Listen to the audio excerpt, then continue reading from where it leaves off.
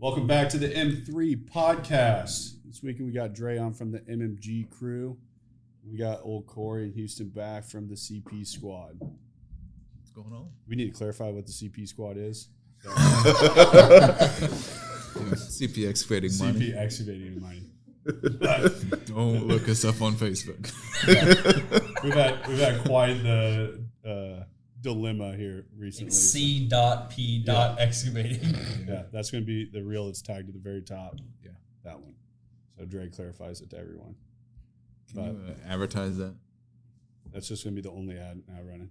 It's going to have two really big, like, kind of emphasizing the dots. Dots are important. Was that part of Bidenomics? Why it went to where Probably. it went? Okay. Had to have been. Okay. Just, maybe that'll get fixed come January. No, I know. But so I feel like it's been a while since we've podcasted.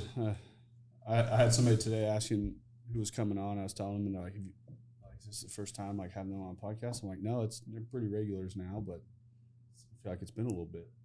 We were talking. Been a minute. Well, I thought it was August of last year or November. It's been that long. It's been that long. Time flies, man.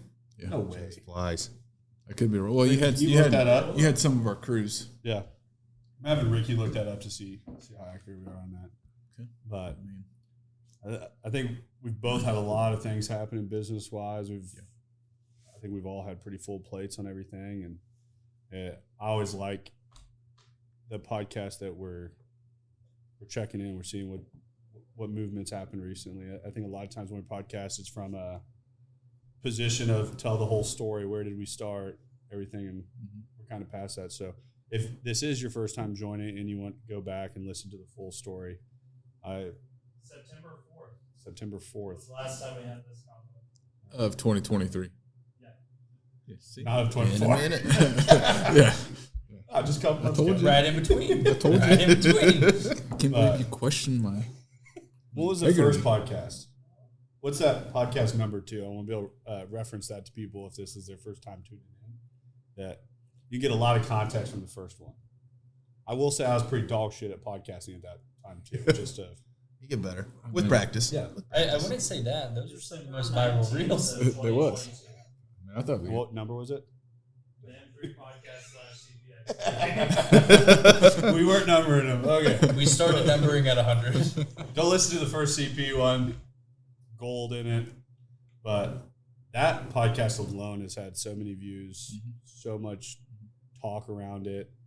And I really wish at that point MMG would have been a little bit bigger, because I had like 50 excavating companies reach out to me like all over the country for marketing.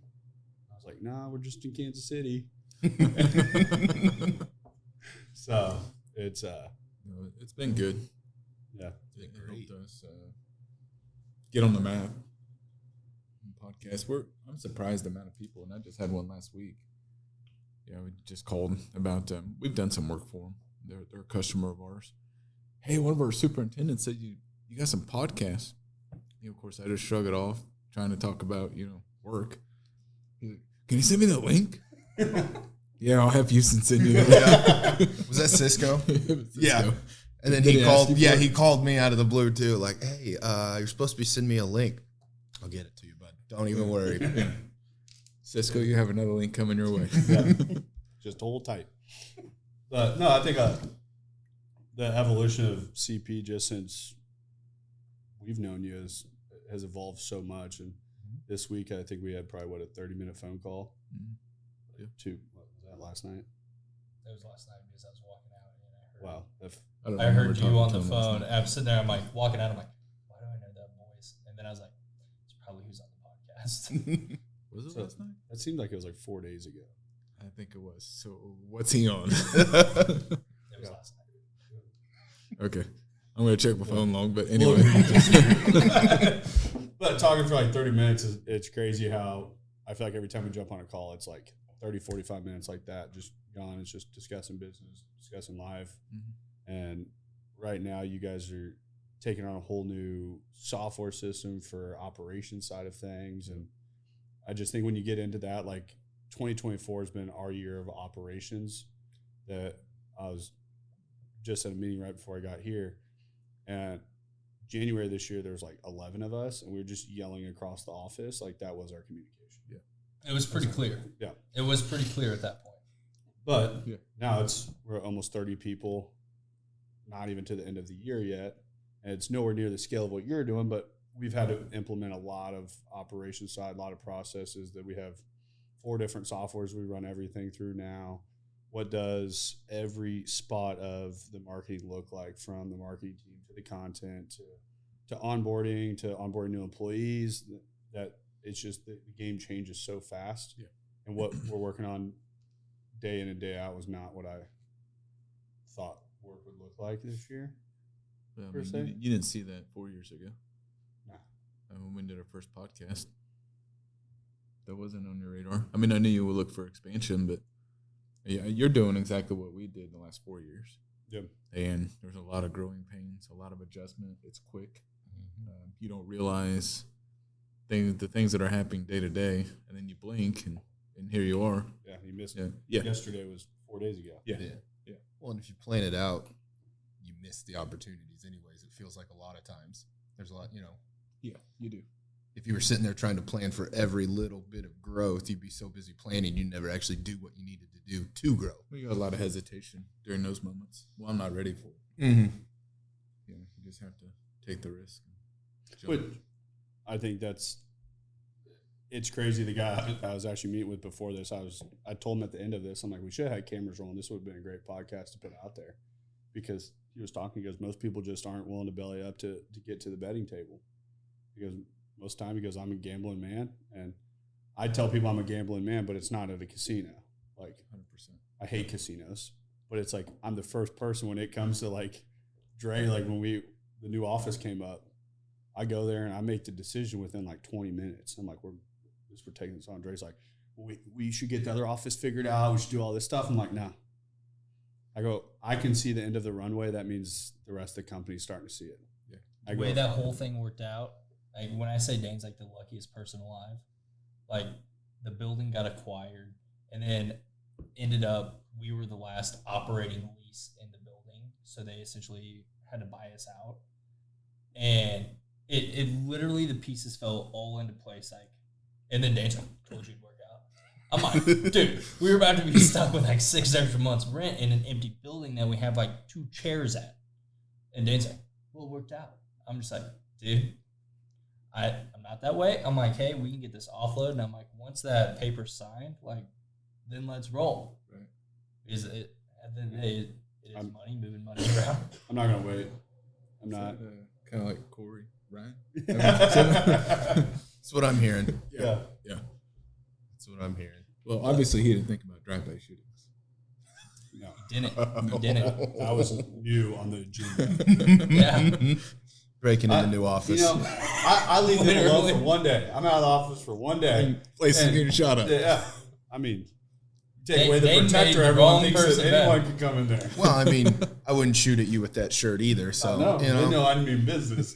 Trey comes out in his shirt, but I'm going to shoot that guy. I was wearing this exact same shirt, but Okay, now the truth comes out.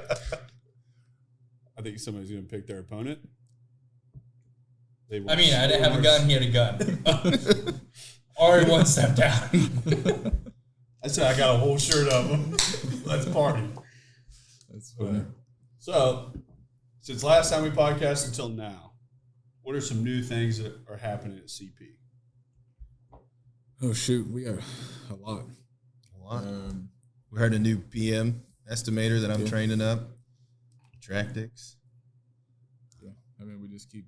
So what's a PMS estimator? I do all the paperwork. Do all the estimating, bidding the projects, putting the money together, and then on the back end, dealing with change orders, pay apps, all the office side of things. I don't get to play with anything. Procurements. Yeah. So you're having somebody come in that's going to be working side by side with you to. Yeah, he already is. He's in, I think, 2.5 months or so now. He's still got a ways to go, but we're training him up. So we've tried this. I mean, a couple different times. Houston has a tendency to just, No, I don't want to call it procrastinate. What's the word?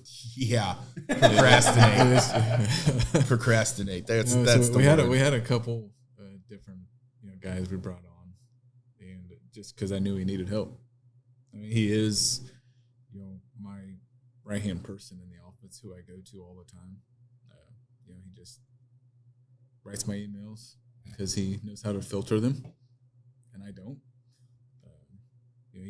He is the person that I rely a lot on, and then it just seems like when we hired a couple of different people, they wasn't really fitting into that particular mold, and whether it was to his expectations, he's developed everything that he works on a daily basis. I was able to get train, get him to where I wanted him to 3 or 4 years ago, but it's pretty well been how he does it.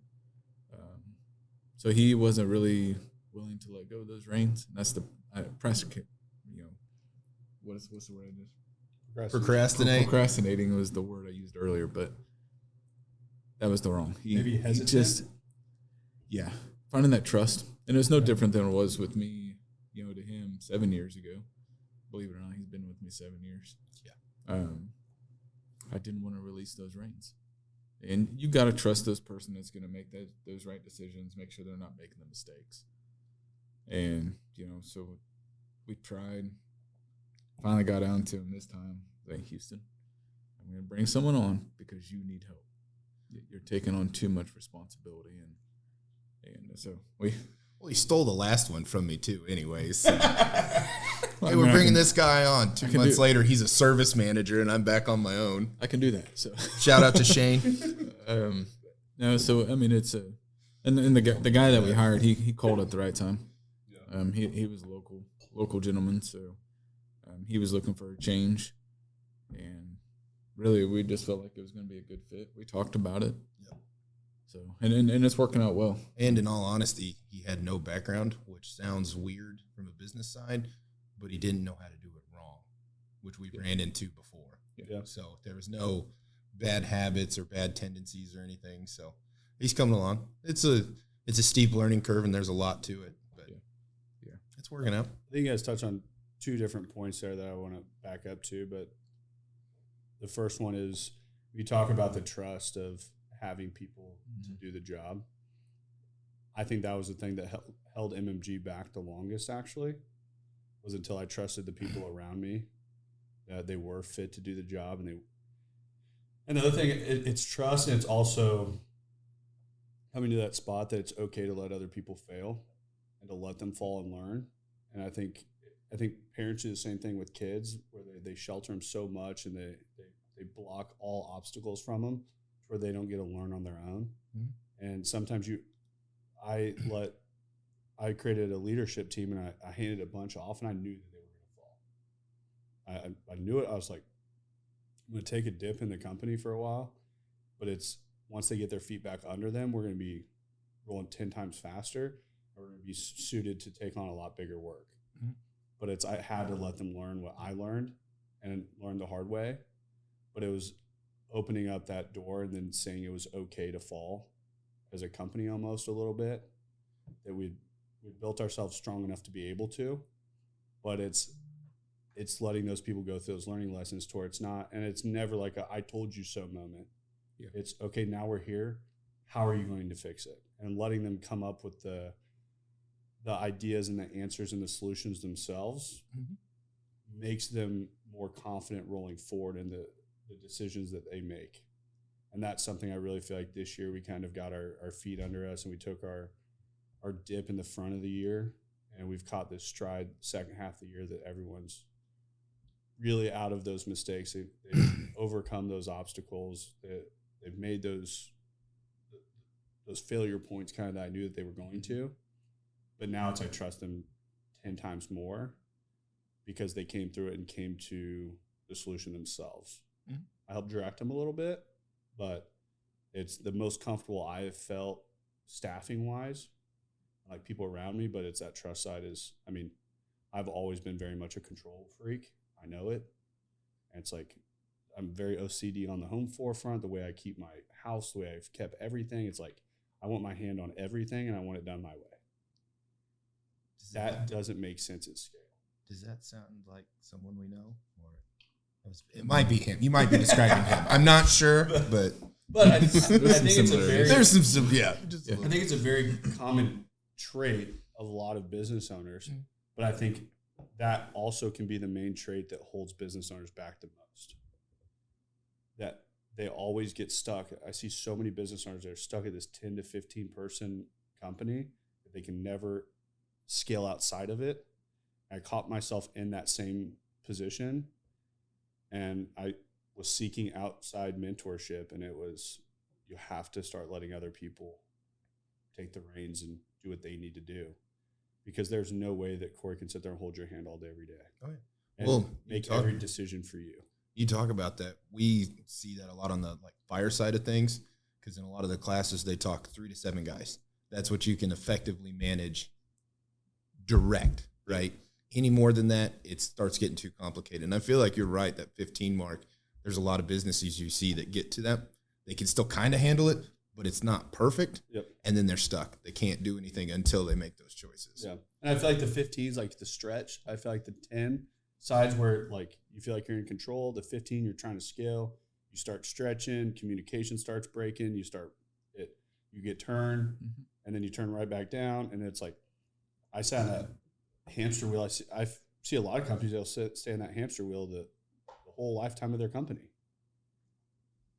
And they don't realize that the only problem with that whole entire equation is themselves. Yep. They're going to be the first person that sits in a room like, dude, you can't find employees out there. Nobody wants to work. Everyone sucks, blah, blah, blah. And it's like, so how are there companies out there with 250 people or 500? You think it's because every employee out there sucks? I know a lot of amazing people out there that have jobs. Like the day and age of just saying people suck, it's like maybe the job that you're giving sucks. Maybe the culture you have sucks. Maybe, have you ever checked the mirror and see what it looks like? When I go look at commercial space, commercial agents always try to take you into the white cubicle office place. And I told them, I'm not fucking sitting in there. I really apologize to the whole company this Monday that the way our content side was set up. And I sat there this weekend and I was like, dealing with some content turn, what's my problem? And as I thought about it more, I've always looked if I would trade positions with that person to sit in their chair. And that was the room I wouldn't want to trade spots with. I built a faulty position. I didn't do it right. So I changed everything. Yeah. But I think sometimes it's hard to swallow that pill, especially when you're committed on the path and you've dumped so much into that path, and to say, hey, throw your hands up. I was wrong. Mm-hmm. And I cannot remember the term. There's a scientific deal for that, but where you've put so much time into a mistake that you continue to put time into it. Yeah. And the people that recover from it and that can make that change, they're the ones that are successful on it. Yeah. And that's everywhere. Relationships, business, hobbies. I mean, all sorts of things, Yeah. And it's the introspection, the looking back, making sure everything's good. I mean, that's the mark of somebody that can be successful, is to go back and make the changes. And he's done it. I know he has. I'm sure it was a little tough on a couple of them, but he's taken time to put people where they need to be. And that's been, in my opinion, the last 2 years, that's the biggest thing. We've put some people in key positions that's taken off his plate, and then it snowballed, And it's still, I still have my falls, downfall period. I'll go out and check sites, and I see things that I would do different, how I'd manage it. It's tough, I bite my tongue a lot, but then again, it's tough, not to hold my tongue to where, I got to go in and say, hey, why are? And, some people think I'm insulting when I come to the site. No, it's just, I'm just correcting that I know that the way it needs to be done. Just remember, it is my job to still oversee everything, even though I'm giving you the responsibility. It is my job to oversee and make sure things are being done in a proper way. At the end of the day, I am the checks and balance. And I got to make sure that those things are flowing properly. And if things got to adjust, we got to make those adjustments. Mm-hmm. But I've got, probably 14, 15 years of managing, 10 years in in CP last month, which is crazy to believe it's been 10 years. But you're spot on. When it comes to the trust, that is a tough one to let go. Hey, congratulations on 10 years, brother. Thank you. That's Thank huge. You. Yeah, thank you. It don't feel like 10. It feels like it's been 30. Yeah, but you also thought a day was 4, so Yeah, who that's knows? true. That's Who true. knows? Our time frames are way out. Yeah. We were actually, Ricky and I were having lunch with a guy last week. It could have been 4 weeks ago, I don't know. But we were having lunch last week, and he brought up a good point that he was talking about how hard it gets to trust people as you progress, like the progression happens, and how you almost become cold. I'm going to say my emotions plugged into business is way less now than it ever has over my last 4.5 years, because I work really hard at this. When I say emotions on business decisions, where we do more charity-wise than we ever have, we're doing a lot of those things for like other people. But I've had more people screw me over in business that were inside of my walls than ever that were outside my walls. Yeah. And it's hard to sit there that I've had content creators that, I mean, we covered rent for them. We helped pay their rent, and they want to come in and they want to badmouth me. And then they want to walk out and never even came in to quit in person.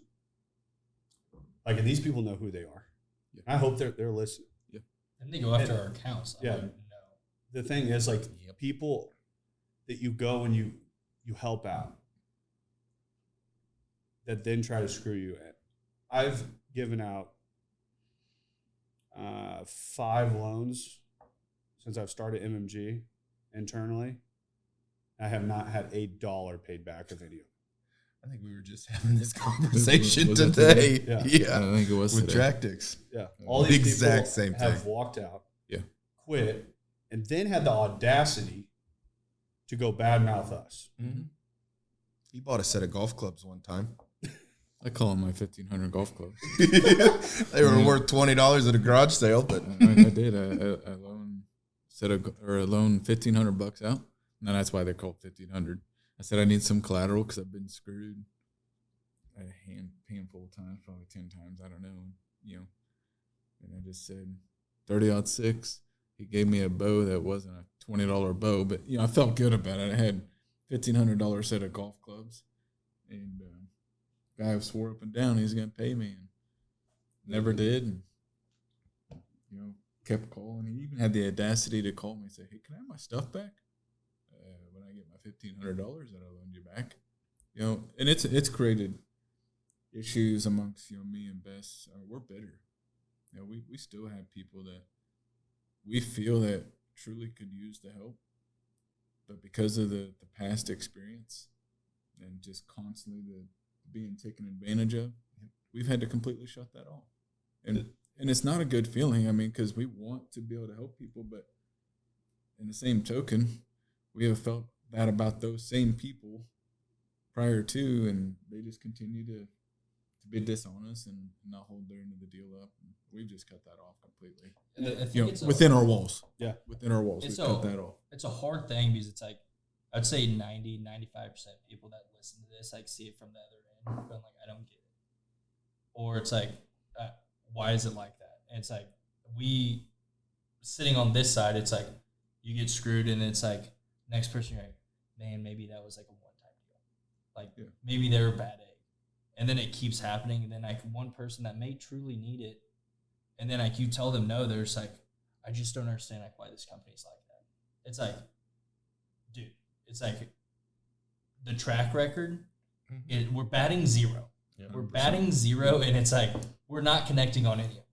So it's like you can try to help so much, but at the end of the day, it's like we can only be as helpful as like the people are, and that's what, when people come on, it's like we want to give that great workspace. We want to build that atmosphere, and that is what we're doing. But at the same time, it's like we still have to protect the business, because at the end of the day, it's like the business is above all of us. Mm-hmm. So it's like at the end of the day, the business has to survive, and it's like if people start coming after the business, we have to protect it first. Yeah, that's how I view it. But it's to that same note, I look at it as I should have seen all the signs of the people that we were lending money to, the people that we've had in MMG that come in early, stay late, do all that, have never once asked me for a dime. 100%. The people that have the right characteristics in life and the hard workers and things like that, they're not in those situations. And I don't want to say that like hard times don't come on people. Like it definitely does. But there's a time in my life that I had $10 at college in my name, and everyone at school was like, "Oh, Dad's got money." I'm like, "Yeah, my dad's got money. I got no fucking money." Right. I was like, I had a truck, I couldn't put gas in it. Madison and I, like most people remember us do at college, we rode around on a scooter because I couldn't put gas in my truck. I had ramen noodles and canned chicken. And like, hey, ramen noodles are good. I still like ramen. I have my own recipe for them. So. But I mean, It's hot water in the packet that comes with it. It's a good recipe. Add seasoning, salt. That's it. they've done something right. Everyone knows who they are. So they got to be pretty good. But like, I look at those times that built a different, like, I think experiencing rock bottom was the best thing that ever happened. I think that's life happening to someone and figuring out what you're going to do with life. Because that's what I think a lot of individuals, life hasn't happened to some people. It's like you get out of college or get out of high school, go into your first job. It's like life hasn't happened to a lot of people. It's like we've all been put in tough situations that you have to figure it out. There's no option. You just have to figure it out or you lose everything. Well, So you figure it out. That's just life happening to someone. The elevation of life too in college at that time, $100 would have fixed the majority of my problems. At that time, $100, like somebody would hand me a $100 bill on the street. I'm rich. Woo! Like now, Except for weeks. If somebody hands it right, that check's got to be hundreds of thousands of dollars now to fix anything in the business world. You're like, how is that even possible? Like, take me back to those times. If I got $100 in, it was like, hey, buddies, let's go buy 3 more cases. Life is good. Weekend Tomorrow set. starts over again. Yeah. What'd I do with that 100? Yeah. That's what I always complained about it in college, but I worked at Jiffy Lube making $7.85 an hour, and I thought I was living high on the hog for a little bit. That $400 check would come every couple of weeks, ready to go. Yeah. I was pulling tits for cow tits, that is. Whoa! You were a plastic surgeon. He was the warm-up guy at the titty bar. No, I milked cows right out of high school or during high school. Making $5.15 an hour. Yeah. Made a lot of money pulling tits. Rough job, don't pay well, but good time. Good benefits. We get to work at the dealership, and our dad didn't really pay us. He told us that we had a roof over our heads when we were at home.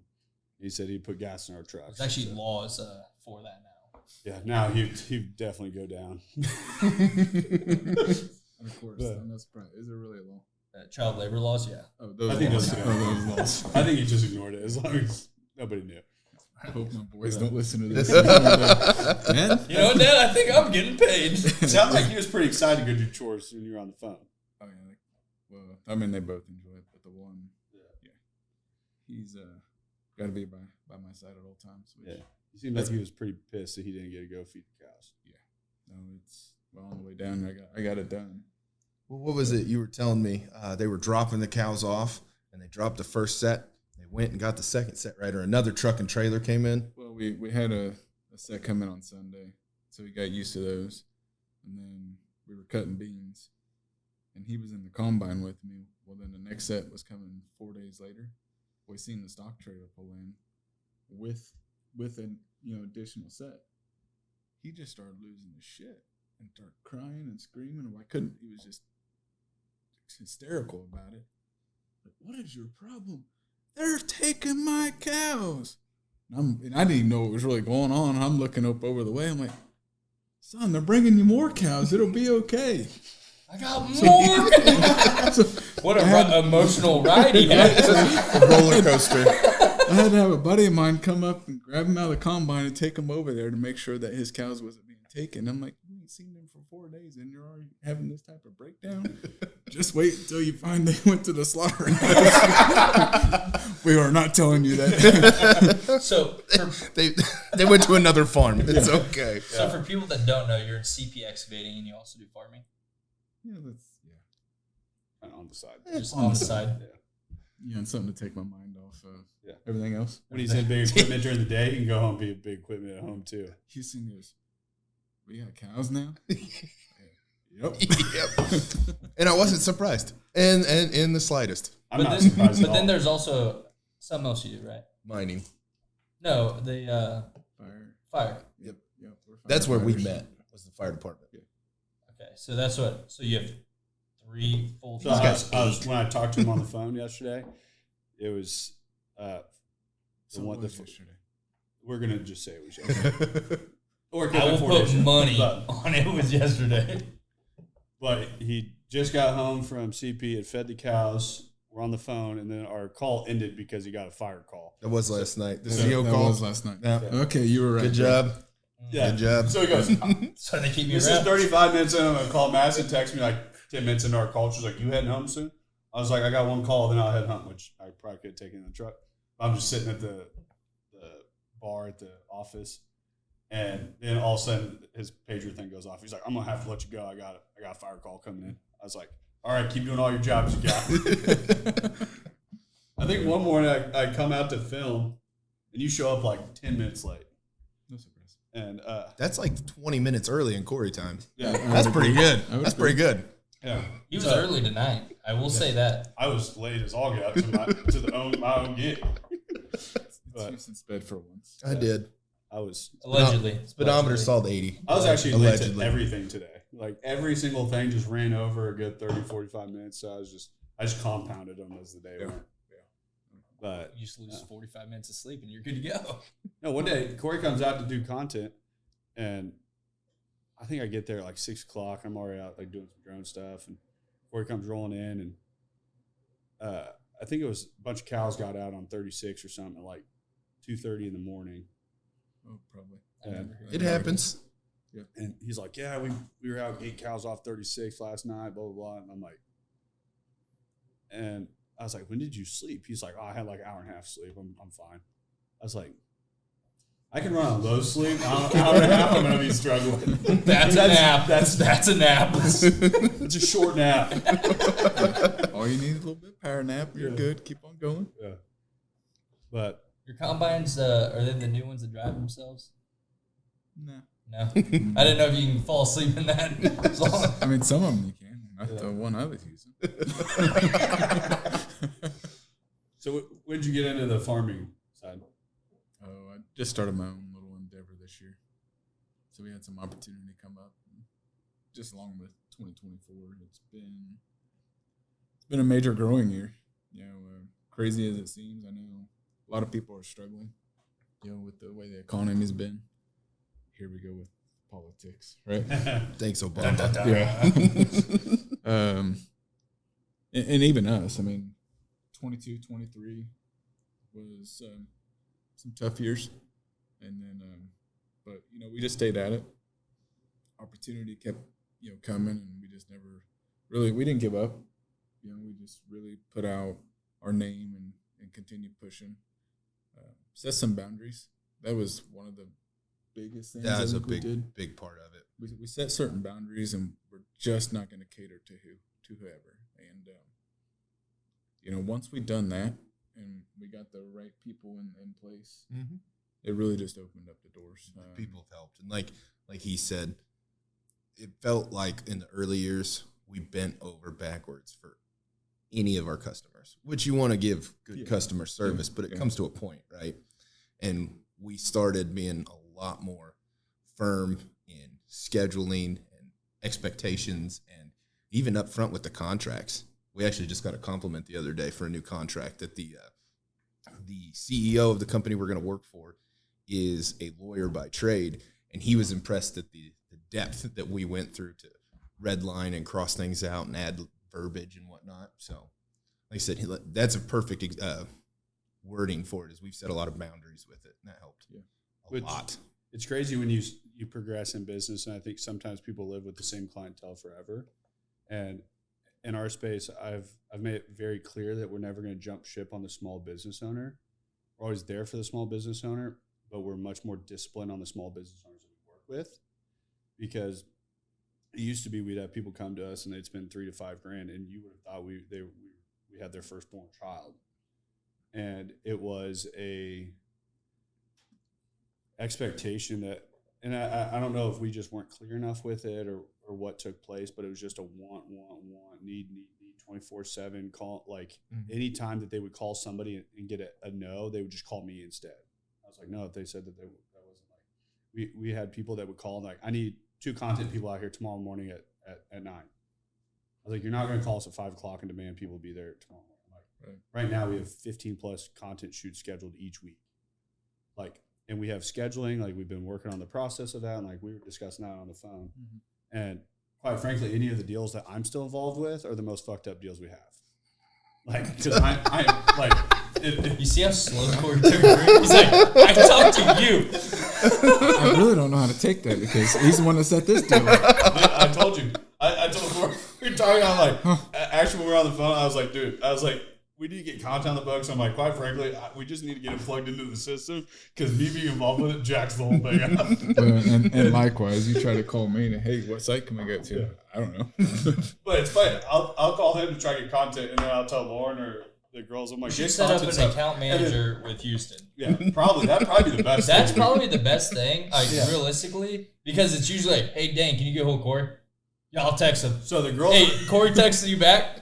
No. Right, so great. Okay. If I call Cory will answer every time, pretty much like right off the cuff. The girls will like send Cory texts and stuff, trying to get content set. Never text me back. We were looking at the text log yesterday of one of them. I think it was about this much, and I'm like, oh, he hasn't replied once. They're like, I'm like, great. One of the girls came, she goes, I think you gave me the wrong number for Cory. I was like, what do you got? She reads off to me. I go, no, that's right. He texted me 12 minutes ago. What's up? I have 3 accounts that are like this. And like, we have a custom truck account like an SK. Yeah. The girls will text Brett, never text him back. Like anybody in the office tries to get a hold, can't get a hold of them. And they'll come in, they're like, hey, can you try to call Brett? I'll literally call like first fucking ring. What's up, bro? I was like, Ryan sets me up with that sometimes, and I've never had the discussion with him, and I need to. I'll get a PM or a super or something call me from a job site. I already know what they're calling about. It doesn't matter. I'll ignore their call. Ryan calls me 15 seconds later, and I always pick up for Ryan because no telling what it is. He's standing with the PM that just called me, and I pick up the phone. And I'm, damn it, Ryan. Hey, what's up, man? I was on another call. Yeah, what? Oh, he set me up a few times on that. Really? But it's like same thing. Like I really, in the grand scheme of it, I judge calls based on what problem I think they're on a lot of times now.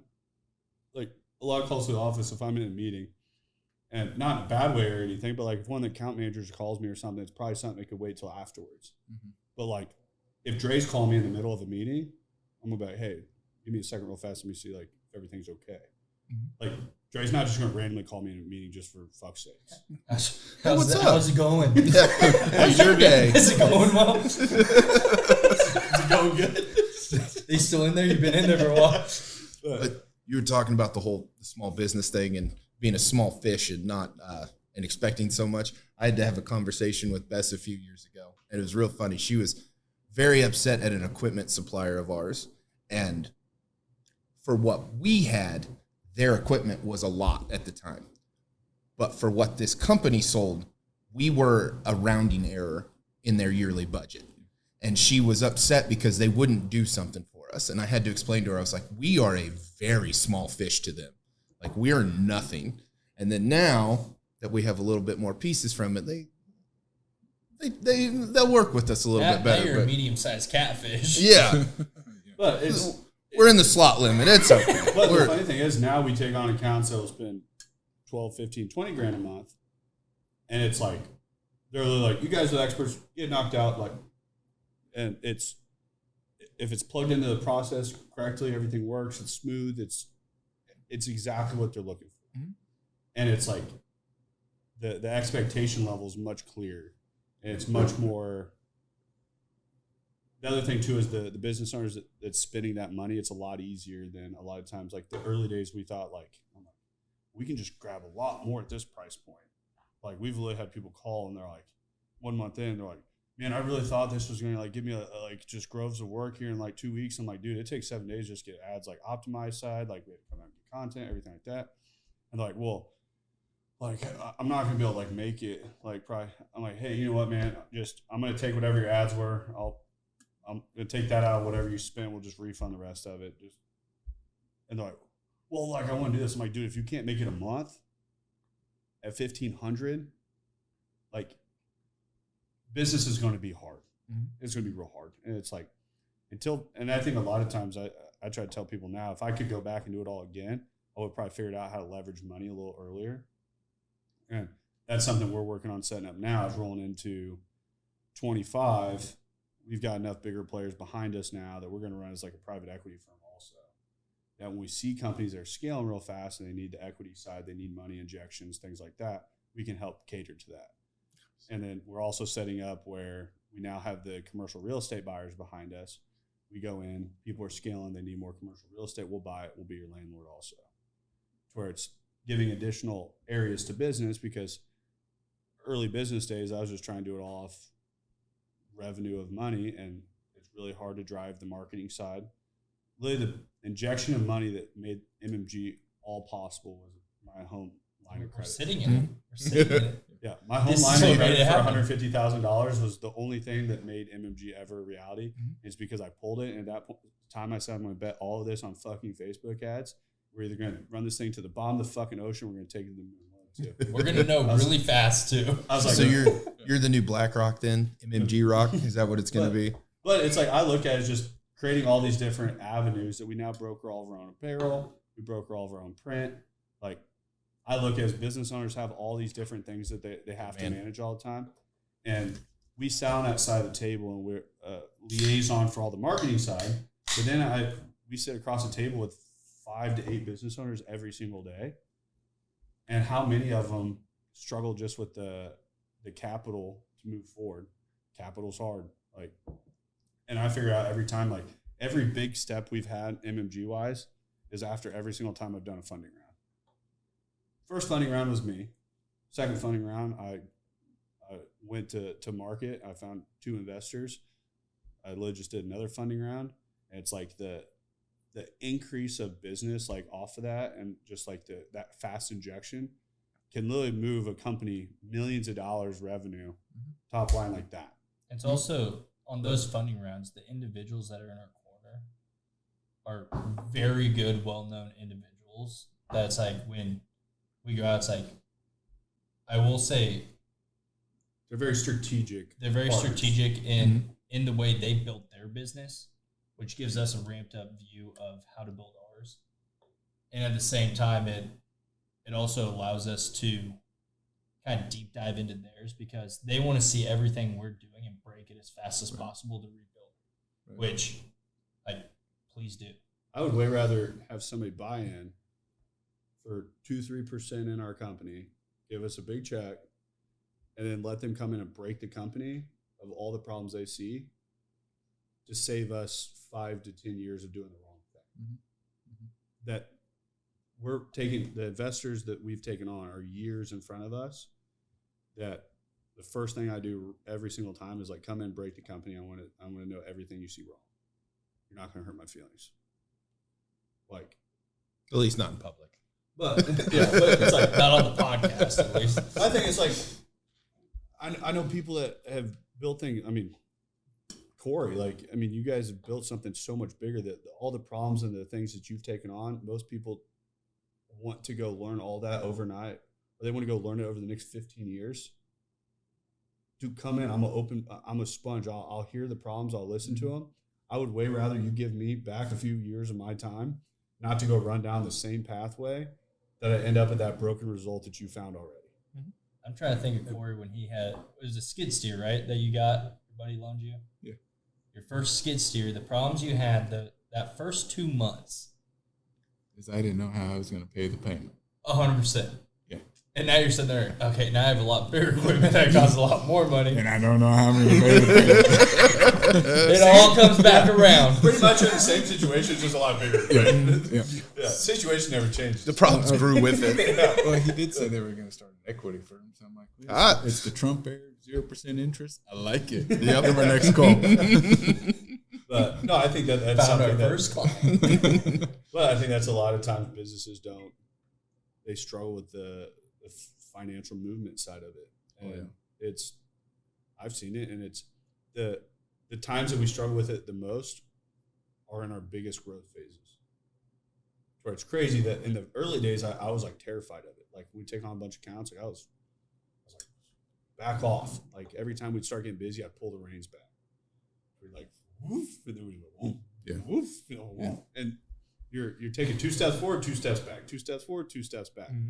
Where it's like Staying in the same spot the whole time. when you get your foot on the gas, don't take it off. If money's the only thing holding you back from keeping your foot on the gas, you can find money. Find the right people. There's workarounds. We went through some major challenges, and I mean, shoot, we're still working on projects that haven't officially closed out from 2020. Yeah, 2020, 2021. We just closed one from 2021, Crestone. So, cash flow is key. But the fact that we're still carrying projects, that are 3 years old, 4 years old, it has been extremely challenging. And they're sending a lot of, it's our money. Do any of those projects ever like go under, like lose funding or something like that? The possibilities there. Thankfully with our customer and the clientele and that relation, we've been able to keep those things from happening. I can say that we've never worked on a project that has actually just lost funding or went belly up. It does happen. I mean, Because I've seen a lot of those, like, a lot of times on that big, like, multifamily stuff, like, you get these big funds that back them, things like that. And I've actually ended up meeting a lot of the guys that back a lot of the big funds in Kansas City, things like, so you start meeting those that, I met one guy that probably one of the biggest private funds of the Midwest that owns it. And, they do, the smallest deals that they do is like 40 million. Like that's their low side. Tens of thousands of dollars. But it's just astronomical. They're doing it all over from in Texas. Their scope of work is everywhere. But just from the fund side, he's like, yeah, sometimes these guys will come. And he goes, the fund's just, we're not going to back it. And he goes, we'll pull the funding on it. And I was like, what about, and I think about a project that size of like how many hands are in there, like how many mouths are being fed from that one job, from the dirt side to the painters, electricians, plumbers. all of it. And it's like for somebody just to lose their funding like that. And there's some great developers out there, but there are some crappy ones. We've experienced the ones that, and this is where, a few minutes ago I said we buckled down and, we give them our contract. We basically respond with, hey, this is the verbiage that's going to be in it from the personal experience that we've had. But I can't tell you how many times we've went through project wise and they'll hold our money, 180. And there was a time when I said 22, 23 was tough. Our average receivable was averaging 133 days. So you just take the equation, you just take that equation. We're the first ones on site. A lot of times we're one of the last ones off. We are one of the very last ones off. We complete maybe 70, 75, 80% of our scope of work on the forefront of that. Well, then all of a sudden they're taking our money. They're not paying out. They're going to escrow that. Typically, those big projects, they have some investors or they have those funds escrowed. Let's just say that it's escrowed at 5%, 6%. Well, if they can keep from having to go and pull against that escrow or that funding that was for that project and make us carry it for 130 some days, 150 days, interest free. That's interest free. And we've done at that point, already lost our ass on that job. And I call it negative % interest. Those developers are taking advantage of every single sub on that. And it's affecting the mouths that they feed. It is all about the greed. And we've just got to the point, we won't work for them. We have no toleration for it. And it's damn near, this made times tough for us. And we've been trying to put either interest in our favor on late payments or stop workages. If you're not paying us in X amount of days, we're going to go somewhere else. And when you do get paid up, we might come back. Do you think it's wild to have some sort of, would it ever be a reality in your guys' space to have any sort of payments in the front side? Probably not. Because that's so the marketing world's all payments in the rear. Mm-hmm. So we jump in early days, I had some money in the bank from the car world, and I was like, I'm playing banker now. I'm like, I got some money. I've high on my high horse at 25, 26 years old, coming into the marketing world, and I knew everything. And we're going on getting these accounts, and we're paying the ad spend in the front side, and then so say if we took on a $5,000 or a $10,000 account, car space, a lot of those in the early days we were doing $5,000 in ad spend, so it was a 50% on that. We invoice them on the end at the end of the month, so I've already spent $5,000 of my money, and then they're going to run a 30 to plus 60 employee day, pay. plus pay people to do the work, and then they're going to run a 30 to 60 day late pay on it. To where then we run the next month, so now I've spent $10,000 in ads. Then I get my first $10,000 check. That's if they do pay at that point, or if it's running a 60-day late, to where it's like I was floating all this money on fucking credit cards, on credit card interest, everything like that, trying to pay it all. Like it was just a disaster. Yeah. And so finally, one day I was like, you know what? I was like, we're just going to go to all payments in the front. And I had so many people like, marketing doesn't do that. There's no way you're going to get anybody to pay you in the front. Every single account we've walked into now, like I think I have 5 accounts that are left payment. We had payments. we went in and our first 6-figure account, we went in and it's like, yeah, you're going to need to pay us Monday for us to get started. Yeah. And the guy looks at me, he's like, that's not happening. I go, you're not working with us. It's $125,000 a month. The guy goes, no, like we want to work with you guys. I go, yeah, I know. I was like, if you're going to work with us, I go, I'll have the invoice over on Monday. You can either next day or the check to us, or you can just pay it with a card. Either or, I don't care. And the guy's like, that's not how marketing works. I don't give a shit how marketing works. That's how we work. And the guy's like, all right, let me talk to the account girls. We'll get it handled. Tuesday I called Dre. I was like, check. I'm like, oh my God, they did it. I told Dre, I was like, they're going to pay us in the front. And at that point when they're saying that, I'm like, do I just take it in the rear? I was like, Is that the first time you said that? Well, you're talking about that. We're Got him. Trial over here. When we're a sub, we're automatically 45 days from bill. And that's good because generally we're billing middle of the month. There's 15 days that they have to put their bill together. The GC sends it to the owner, and the owner has a month to process it. And then even on the back end, usually in most of the contracts, it's 7 to 10 days that they then have to process it to send it back to us. 45 days on our end that's a decent turnaround in how it works. Yeah. But the front end, with what you're asking, there are some. If you get into the nitty-gritty on some public jobs, there are some things where they'll let you bill on your first pay app, but a lot of the times they don't even follow those rules. Our industry. In the private side, if you're not doing it, if you haven't done it or that material's not on site, you're not billing for it. They've argued with us before on it, where we build to the end of the month, we project out, and this base rock's going to get put down the first week. So I've gone ahead and billed for it up front. Well, I mean, we're going to get around to it, and it's the next thing.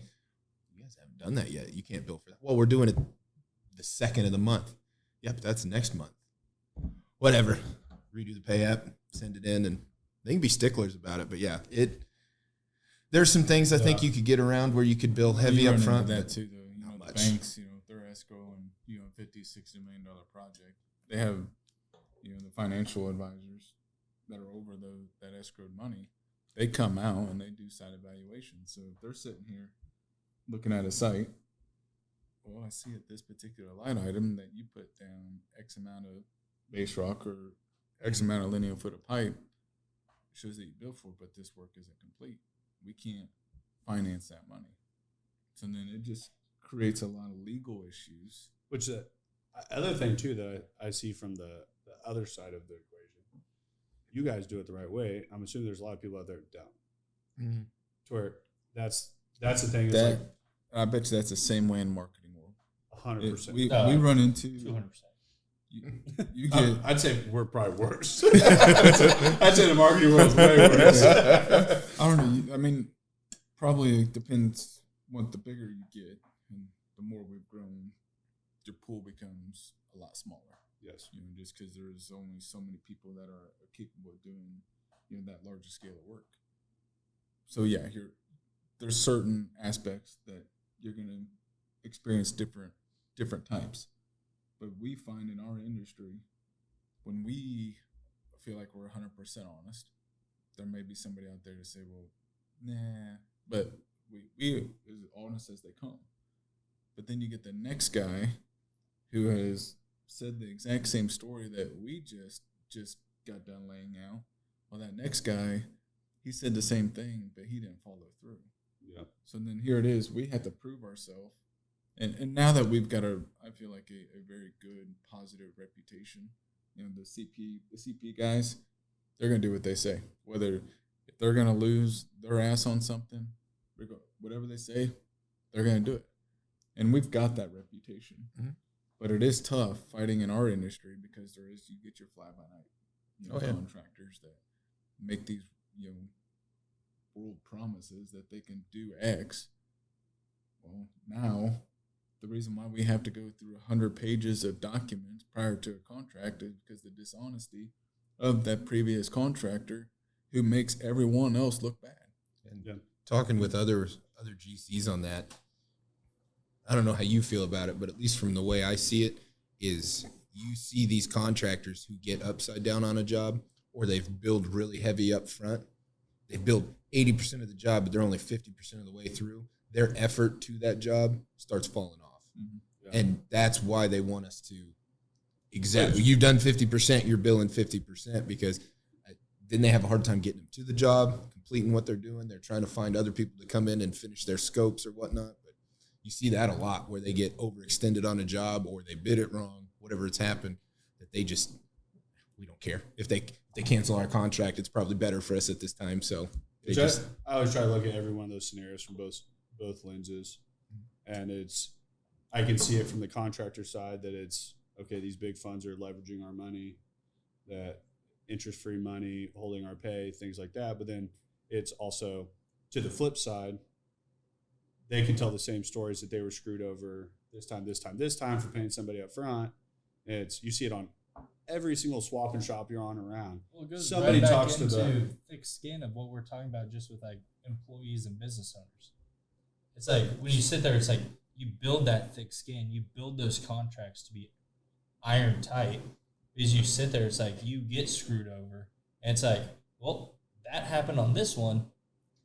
Put it in the contract. That's not happening again. Mm-hmm. And it's like from both sides, it's like you guys are the guys that's like, no, we're doing what we say we're gonna do. And then on their side, they're the ones that's like, hey, I've been burned 8 times. This is why we're the way we are now. Yeah. Words only speak so much volume in those scenarios. Yeah. That I've had a lot of people that speak really great words that their actions say something. Yeah. So. Yeah. Handshake's a lot different now than what it used to be. Yeah. It definitely is. It definitely is. That's why I like the Northland. You get further north of Liberty. I still feel like there's some handshakes that are worth something. Oh, there is. North of the river. There is. And I feel we still, probably me more so than others, because I don't allow them. I don't get to make handshake deals. I have to sit on them. He's like slaps it away. Get a contract. Yeah. Wrong. Yeah. Let's go shoot him with my strong hand. My germs. That's a true statement, though, isn't it? Yeah, it is. Hey, but again, that's not do a handshake deal with me. But and I'm going to make fun of both of you because usually the handshake ones are the fucked up ones. But it does.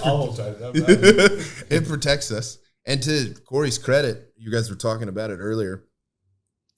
We've been in those scenarios where through whatever circumstances we were in the wrong, or we didn't do exactly what we've said, and we do come back and try to make it right, you know, even through, not necessarily through malicious intent where we've messed up, but we've come back and we try to make things right. And we've had contractors that have thanked us at the end of it because we did do what we said we were going to do. So, yeah. Most of the time, the accounts that we lose the most money on are my handshake accounts.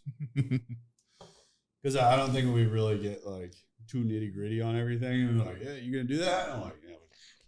Sure, why not? On it. I got it, dude. Yeah. It's like, hey, we know these accounts. It's like ironed out, like very clear what the goals and objectives are. Dane's like, yeah, them, we're good. That's Like, what's the goal? He's like, bro. Thank you. from an outside perspective, though. I think that's what he struggled with the most, because being in that small community that we're from, we still get the calls of like, hey, can you come grade our driveway out? And then he knows him personally and sits there. Yes, I'm free we Saturday. can. I can knock it out. Yep. And This that's is your time to shine, buddy. here's a shovel. I did have one the other day, and this is just a funny anecdote. We started a small job, and it's nothing. We probably shouldn't have bid it to begin with. It'll be fine. It's okay, but it's just a tiny job. And these superintendents and PMs are very antsy. They really want to get this job done. And they called me. Can you guys do this job? I had a $7 million bid in my hand that I was getting ready to turn in. And this job's like $150,000. And I really wanted to go off on him on the phone, but I just politely said, yeah, of course, we got this. It's no big deal. I talked it up and everything.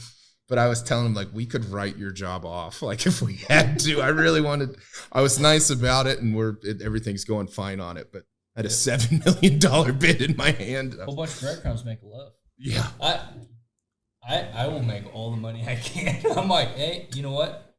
We can do that. But we're capable of doing that. You guys tell me from your perspective on the marketing.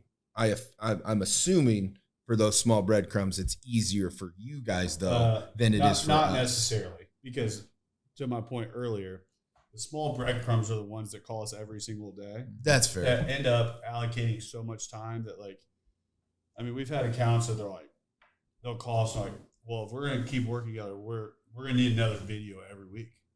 Oh, great. Guess it's done. I've really had people that like we've worked with for a long time. I'm like, has business been good? Yeah, great. Growing like crazy. I go, so business is growing, your revenue's probably up, your net profits are up, everything, but we're going to call and try to jab at us. It doesn't sound like a table I want to sit at anyways. So I'm just like, great. Like, they were grandfathered in at a price tag that we don't even offer anymore. And I'm like, we onboarded 9 accounts in the last 2 weeks. I'm like, we can get as many accounts as we want. Like, at the end of the day, I enjoy working with certain people, like just a lot. Like, I like people I can call and have a 45-minute conversation with. Before they have to get off the phone because of fire. Yeah, because they're fire calls. Feeding cows. Because they're too busy. Cows, everything else. But it's like, I enjoy Kids calls. screaming Like, in the background.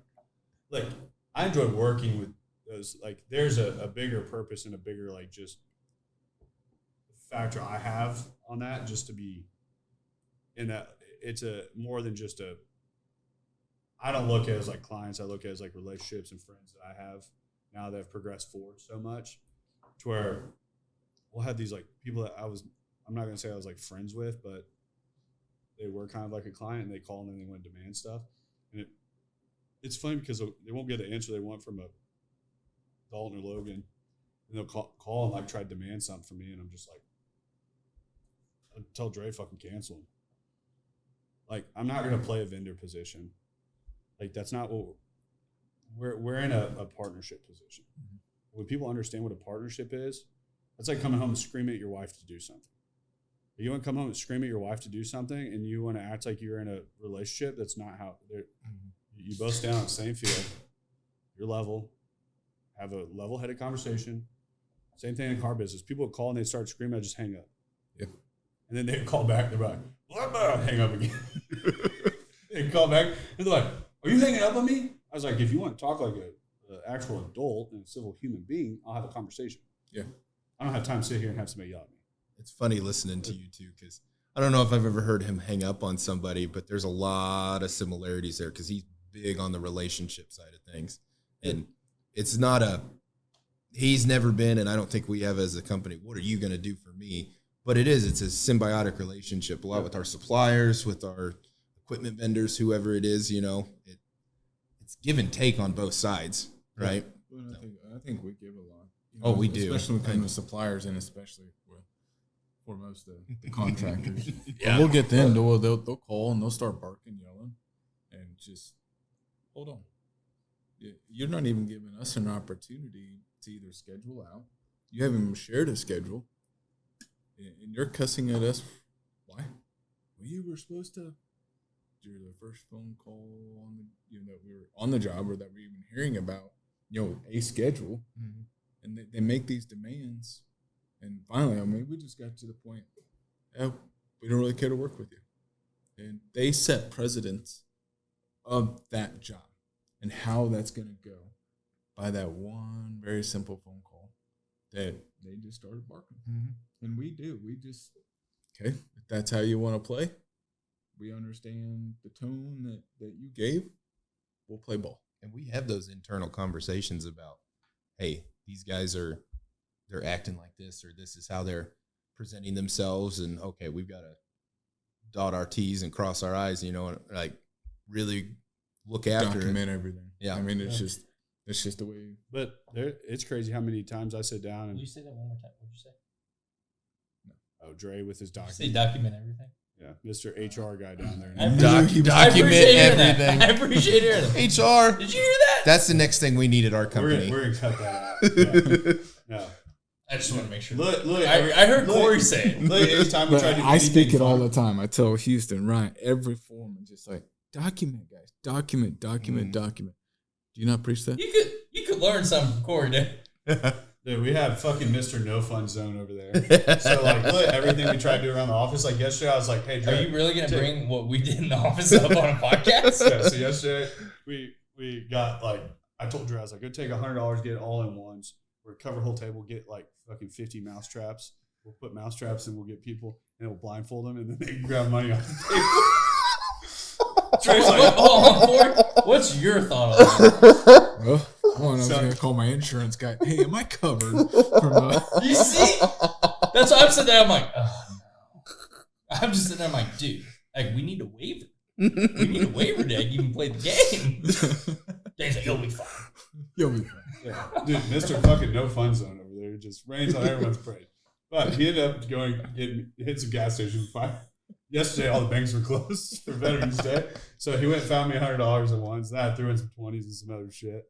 And then bought like 50 mouse traps. So we ended up doing it. But great time. But the documentation thing is kind of all over the place. You deterred me from what we were. Yeah. Now it's documented. There you go, buddy. Timestamp it. Right. I think this is the one thing we agree on. Document everything. Document everything. Hey, I've been trying to tell Dane that for the last like 2 years. I'm like, hey, even if it's a conversation, just document so you had the conversation. 100%. I've been burnt a few times. Yeah. We found emails As from have we. 4 years ago that have helped us. Hey, we've also been burned, and you know what could have helped? Documentation. This is good. Get Dane. Why are you speechless? I'm not gonna have Dre on again. Dre's not gonna be. This is like my 8th time I've been kicked off. I always come back. Well, we got to do I'm like one a of the first disease. podcast with you. We're getting to do your last. Yeah.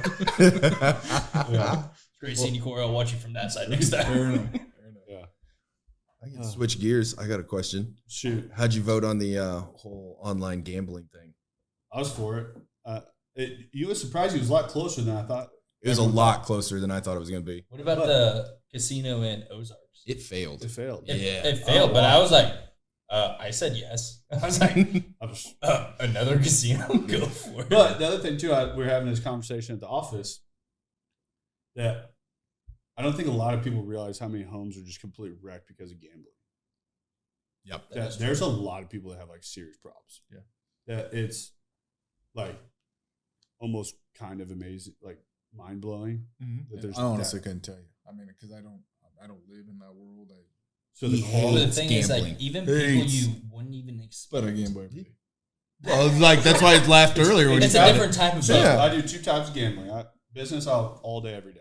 I feel like it's calculated, and I also feel like I'm betting on myself and the people around me. I'll make that bet all day, every day. And 2, I don't mind betting in my friend group at all, as long as the money's staying. Like, my buddy comes over here, and one night he took me for like $1,200 flipping quarters.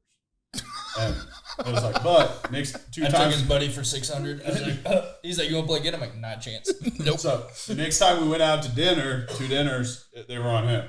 So I'm like, they're kind of on me. You're paying. You have my money. So as long as it's in my circle, I really don't care. Like if Cory's like, hey, I need some money, I'll write Cory. Like I'll be like, let's flip for it instead, and then we know whose it is. Yeah. For your next gambling outing, when you go to the Royals, all right, it's called New Ball. You ever played that? No. It's a blast. Get a group of like 15, 20 guys. Everybody puts $1 in every half inning. One guy holds all the money. Every time they put a new ball into play, whether it gets hit out, a foul ball, the pitcher goes, I don't like it, throws it, you pass the money down. And whoever at the end of the inning has it, they win the 20 or 15 or whatever. You can let it ride and keep playing. We were at a... What if you put a new dollar in every inning? We do. We just, every dollar, somebody's winning an inning. Some people get crazy. You do let it ride. We were... Yeah. Did you miss? I think you bring $9, bud. the last game... Every half inning day. But at the half inning, you have to put your dollar in to get it by the end. Last time we were there, we were hammered in the upper deck. Game didn't matter. It was like 6-2 in the bottom of the 7th, and you got a bunch of drunk assholes at the top going, get that fucking ball out of there. We were having a blast. That's fun gambling. So do you need to bring $9 or 18? 18. Oh, fuck it. Gets expensive. But no, back to what you were saying. Is that why you're the financial advisor? I voted no against it. Keep track of the money. I voted no against it for the exact reason you said. Because if you want to gamble now, you have to like go somewhere to do it. You have to make the effort. And, you know, there's a lot of people that would gamble just immediately, but you got to go to the casino or get up and go somewhere. Now you can roll out of bed and go, oh, there's $1,000 on six or whatnot. The craziest thing was we're in the car world. People would come in and try to buy like a $40,000 truck. And I'm like, hey, I need $1,000 down. And they would like walk outside. They come back in. They're like, I put $187 down. I was like, where'd you come up with that random ass number? That's why I got my checking account. I was like, so you have $187 to your name. And you thought it'd be a good idea to get up and go buy a new truck. But then you look at like their income, and like they can pay for it tenfold. Mm-hmm. And I'm just like, where's it go? where's it? I'm looking at all Below your bills. We I'm had like, I don't see where it goes, and it's they just have a gambling problem. we had a sales guy that had an army of kids. He was from Cameron. And he would come in. I remember 2 weeks. Dude was a phenomenal sales guy. He's probably one of the best sales. Complete scrub. Like, dude rolling every day, complete wreck. I mean, big overweight dude, just slob, food all over his shirt. I think people would like... Quit building the image. I think people would look at me like, dude, no way is this guy getting over on me. Not a chance. And he just sell all day, every day. Wasn't scared of a phone, pick up a phone, just literally sit there and just dial. Just sold cars. This dude makes like 8 G's in 2 weeks. So we gave him loans out almost every other week. It'd be me, Dan, or Jamie. Yeah, so I remember handing out checks. I gave him an $8,000 check. This dude's house that he rented was like $400 a month. It was on subfloors. He made a deal with the guy that owned the house. If he didn't finish it out, they give him like $200 less a month. He said So- he would finish it. And then just did it. So subfloor, smoked cigarettes in his house, had like 5 kids, like just complete disaster. And he gets $8,000, comes into my office 4 days later, and is asking for a $200 loan. I'm like, bro, like you literally, and like, I mean, with that many kids and everything, like 8,000 was take home. His deduction, 8,000 was take home. yeah, his deductions and everything weren't crazy on tax wise. Like you're claiming enough, and I'm like, you just walked out here with all this money. Like what happened? I was at the casino all week. Jeez. I was like, you have a family to take care of. And my thing is, once again, I'm in no way, shape, or form. Like, I'm not in charge of anybody. Like, you want to go out and get naked in the street. You want to gamble. You want to do whatever. Fine. Like, that's Glad my you don't judge position. me. Thank you. What? I'm glad you don't judge me for doing that. Thank you. Do it in Dane's neighborhood. Just don't tell anybody you know me. But it's like, my thing, too, is like, in the political... I'm going to do it right here. Dang! Yeah. Right in the back of the trucks outside, just... Yeah. I'll get it on camera. I'll post online for everybody. Sounds like viral reel if you ask me. Yeah. But like same thing in the political side. Like I don't care if people have a different political view than me. I really don't. Like if somebody wants to be gay, that's cool. It's up to them. Like whatever somebody wants to do, don't push those beliefs on me. Don't push any. I don't think gambling. I don't think any of that stuff should be pushed on kids. Like I think once adults are adults, let adults be adults. Like I think pull back the restrictions of gambling, pull back the restrictions of a lot of this stuff. If it makes disasters at home, that's somebody that they don't have the willpower. My thing is we can't stop everything. We can't stop people from drinking and driving. We can't stop people from smoking weed. If weed's legal or not, people are going to smoke it. If gambling is legal in the state or not, like everyone drives loopholes. There's websites you can go on to still gamble. You drive down in Kansas, there's parking lots full of people that they just drive down there. They pull in a parking lot and like. I had a friend. He would drive across the state line into Kansas up in St. Joe, and he had it set where he could take the exit, hit the lower road, and by the time he was back on it, his bets were placed, and he was headed home. And then the next day, same thing. So we have like 4 people in the office that did that. But the thing is, like, you look at that, and it's like, I just think there's too many restrictions based on areas. If that's legal in Kansas, I don't believe it should be illegal here. Like, same thing when COVID was a thing, and the I-35 split, if you had to wear a mask or not. Kansas City side was all the restaurants in Liberty here, Kansas City side had to wear masks. Yep. If you just drove over the bridge, you didn't have to wear a mask anywhere. So you're telling me I-35 stops COVID. Mm-hmm. That's pretty much what you're telling me. Because if science-wise or logically, you can make that make sense to me. I would go to the gym and I'd go in and like, you have to wear a mask. I was like, you have to get somebody in here to fucking put a mask on me. And I would go in, and I remember like Dalton, Logan, a whole group of us went there. We didn't wear a mask, and there's this dude standing at the front counter, weighs like 100 pounds. He's telling us to wear masks. I was like, "Fuck you, dude." And we go in there, then all of a sudden, everyone starts taking their mask off. So literally within 15, 20 minutes of us being there, nobody had a mask on. Yeah. And then the manager comes over and says something. I was like, if you can make sense to me why I don't have to wear on one side Liberty and the other, I'll listen. I cannot wait. Because when that's honestly, I love. Still wears one. Yeah. Do you want to know what? I loved the mask because when you go into a nursing home and you had to wear a mask, I was smelling my own filth instead of theirs. It was the best thing ever. But no, I cannot wait because that's going to be in textbooks. That's going to be taught to the kids. Hey, 2020, in 10, 15 years, and his boys are going to go through school. Cannot wait till they come home and ask Dad about COVID.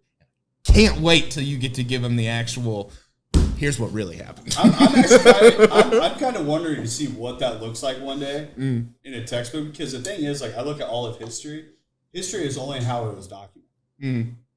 Troy, you take history is written by the victor. No matter how you look at it, history is written by the victor. I don't think anybody wanted COVID. A few people did probably, but what I'm just saying is like the overall like knowledge of history, and that's where it's like I'm always like kind of iffy on certain things. I'm like the way that they tell things from early 2000s to now is I think kind of whack sometimes. Yeah. Oh yeah, even from like 10 years ago. Yep. The way people like relay things, I'm like, it's a game of telephone that's just taking a really long time. Yep. And it gets so skewed. What I think's funny, with the recent election, we had the Amendment 3. And again, I don't judge. You do you. I'm going to do me. You're not going to persuade my beliefs and how I was raised. But what I thought was comical is some of the signs and people that were for, that wanted to vote yes for that Amendment 3. Or, for pro-choice, it's my body, my right, I can do whatever. Are the same exact people during the COVID days was saying, well, you have to get the shot. You need to get that shot because you're killing those people. You're affecting them. Do you not care about anybody else? I thought it was my body, my choice. I can do what I want. And just that's what I thought. I'm like, hey, if you want to wear a mask, you wear a mask. That 100%. Is 100% your right. Go for it. That's why Houston wears it. I do. I just like to smell myself, apparently. I'm glad you took it off. I saw you wearing it. Yeah, I brought it in. I thought I didn't want to be the weird one. No, but it's like, at the end of the day, it's like, hey, you want to do that? Great. If it doesn't affect me, I really don't care what you do. And that's what I tell everyone. It's like, outside work, whatever you do, that's your business. None of my business. As long as you show up on time, you knock out what you need to do, you do you. Yeah. Like, That's it. I really don't care what you vote, anything like that, anything you do outside political, whether you want to date a girl, a guy, whatever. I'm like, hey, that is completely your business, and I don't need to be integrated in any of it. Yep. The whole world where our political state got, I think, so skewed, and I think is the prime reason why the left lost this election the most. Well, they wasn't able to cheat. But it's like you look at it and like, canceled. but you look at it overall, like, I mean, Trump won all 7 swing states. all 7 swing states. Yeah. Like what came out was a clear victor by a landslide. And why is that? And that's what I think it's a great learning lesson for people to look at. And my thing is, I have people that have different views than me that I'm friends with, and it's like I'm perfectly okay with it. And they can think that way, and I can have an educated conversation with them. If somebody wants to have an educated conversation with me, there's some people that view a different way, and they have a backstory and they have a different life that led them to that spot. I'm okay with that. Where I have a problem nowadays is when people want to target you personally. Mm-hmm. There's so many times I've talked to people, and I view the political space that one of the biggest reasons that on this election, the side that I stood on was if I took Trump or Harris to go negotiate as the leader of the free world internationally. I mean, you had North Korea moving troops into Russia. You had all these things happening in the background that nobody was talking about. And I'm like, I wouldn't let Harris go negotiate buying a car for me, let alone go negotiate for our country. Like it. What if one of them was a salesperson for your company? Who would you send out first to like go sell your friend? What I'm saying is just to that point that I had people that I would speak to on behalf of that, and then all of a sudden I'm a racist out of nowhere. Yeah. I'm like, what have I done in my lifetime that makes me a racist? Or I hate all people. And these people that are making these claims towards me, and I'm like, we work with all these different charities. We do all these different things. We're helping inner city kids with food. And like, we're working with Big Brothers Big Sisters. We're working with Folds of Honor. We're doing all these different things. So how am I such a terrible person? Like, if those are the things that we're going to equate to being a good person, what do you do for other people? Because if we really want to go fucking tit for tat of who's doing what, I don't want to say I'm going to win, but I think I'm going to win. Yeah. And it's like, I look at it from that side that I'm not ever going to attack somebody personally. I'm not going to. That's not my being. That's not what I'm out to do. That's not the person I was raised to be. My dad was, you never talk down to people. You never maliciously go at somebody for them believing differently than you do. Yeah. Well, it's a fallacy. It's I'm pretty sure that's the ad hominem fallacy. The person, when you attack somebody's character rather than their actual argument. You know? Yeah. And I feel like it turned into just attacking of a character all the time. It did. Yeah. It became a lot of identity politics on it. And there's a lot of people, I think, in this election, I think backs me up on it, that they said we understand it, but you're going a little too far. Yeah. You're going just a little too far on this. And there's a lot of the identity stuff, I think, that has some merit to it, but they take it to such a far extent beyond a reasonable conversation about it, where it's a trump card. It's just, there you go. You know, that's the problem I've always had with it. I am excited. Why I voted for Trump is because of the whole no taxes on overtime. Because do you know what that's going to do with these people that you were talking about earlier who don't know how to keep their money? They are going to be spending it left and right. Yeah. But that's going to be good for the economy. You look at things like that just drive more money into the economy. Like I called my dad afterwards, and I told him, he goes, son, you haven't got to run a company in a red country before. So he goes, get ready. He goes, you're going to find a lot more success in the next 4 years. He goes, I can promise you that. But he goes, from a business world, and it's like, and I think a lot of times people look at it as like the statements that they make on the left a lot of times from an economical side don't actually make sense. No, not at all. What their statements are saying is they're trying to capitalize on people's low-level education. And they're trying to say that they're fighting for the middle class, and they're not. Mm-hmm. And you look at the biggest billionaires in the world are Democratic. All you had to look at, in my opinion, from the last election cycle is the fact that they even remotely considered unrealized gains and taxing them. That would have killed everybody. Great Britain's going through it right now. I think it's a 20% tax on a 50% valuation of your farm. They're taxing the farmers out right now because you could be sitting on $3 million worth of land that produces you $5,000 a year. You know, that's nothing. Oh, the future projections. Well, this was in Great Britain. They just passed this. I think it was the labor side of things, but they passed it. Basically, it's an inheritance tax, an increased one. And I think it's like, and I could be completely wrong, it's like 25% on 50% valuation of the farm, something like that. They can't pay it. Well, there is no way. It's government overreach. I was watching a lot on the inheritance tax that they were talking about. This like 50% inheritance tax, and they were talking about how it's going to just tax the rich. And I'm like, but what you don't understand is a lot of times there's a lot of people in this country that are inheriting something from a family member that the son or the daughter may not be rich. I hate to say it, $1 million is not what it used to be. No. Look at the house prices down in the Southwest Kansas City region, Lenexa, Leawood, right, we have over $2 here. million house right up the street from me. Yeah, and I mean, I would be thrilled with a $2 million house, but at the same time, it's not what I pictured as. That was like a $700,000 or $800,000 house in like 05. Mm-hmm. And now you sit there, it's like, Derek, that's $2 million. You don't remember what houses were. When I was 10, I was like, that's a big house. But 2019, that was a $700,000, not 2005. But that's the thing with it. That $1 million is not what it was. If they were saying on like $100 million, I might even have a discussion about it. But yeah, we're going to tax everything at 50% on over $1 million. It's ridiculous. Think about So that benefits no one to like wanting to drive to get to that state. It's like, hey, once you get there, you're going to go back like 8 steps. Just so you know. But think about the family dynamic.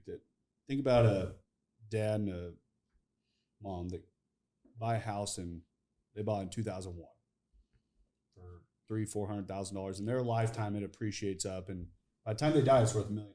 Mm-hmm. They're middle class their whole entire lives. They worked at a factory here in Kansas City. They ended up with a home. It's the same thing with a lot of the houses up the street here. They bought those houses for mid 2s, 3s, and now they're $600,000 homes, $700,000 homes. Like the market has increased. So now you take this middle class family that say son follows the same suit, goes into factory work, same thing dad did. I'm gonna follow suit. Dad's $1 million house now. Dad dies, he gets inheritance tax on that whole house that dad paid off. Mm-hmm. He doesn't have enough money to pay that. Yep. Now he has to go try to take a note out, and he can't afford the note to even finance that house. Or finance the taxes that was in the family that dad already paid for. Correct. And mom paid for. At interest being in double digits. How's that fair? No, it's not, and they don't. So that's they don't see it. I looked at that as like the first time I read that, I was like, "This is the most criminal shit I've ever seen." I've never understood the economics behind it, and their whole pitch was it's going to make the economy better. Mm-hmm. It's going to put more money back in the common person. What their thing is, it's going to make it to where every time that what their thought process is, I think from the government level, is we have all these houses in market right now that boomers are in that have had all this appreciation over time. Now, instead of these all just sitting there paid off, we're going to put this 50% inheritance tax on them to where none of these people inheriting them can actually pay for them, to where they're all going to have to put them on the market just to liquidate them and try to get the money back to pay the taxes on it. And then it puts his house back on market that somebody else then buys into. Well, it was the first time in history where people actually increased their assets more than ever. Because when everything dropped, rates got low, people were buying, and then it's before 2020, but it was the single largest time in history that people acquired actually more assets with home values, with the rates and everything going up. Their assets actually increased, and it was almost by 6 figures than any time ever in history.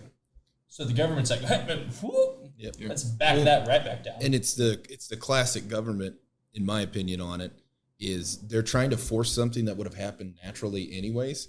Because like you're talking about, I've already had this conversation with my wife. My parents bought a new house last year. We did as well. I just joking around. My parents aren't the best health ever. Something happened to them. Would we take their house? No, we'd sell it.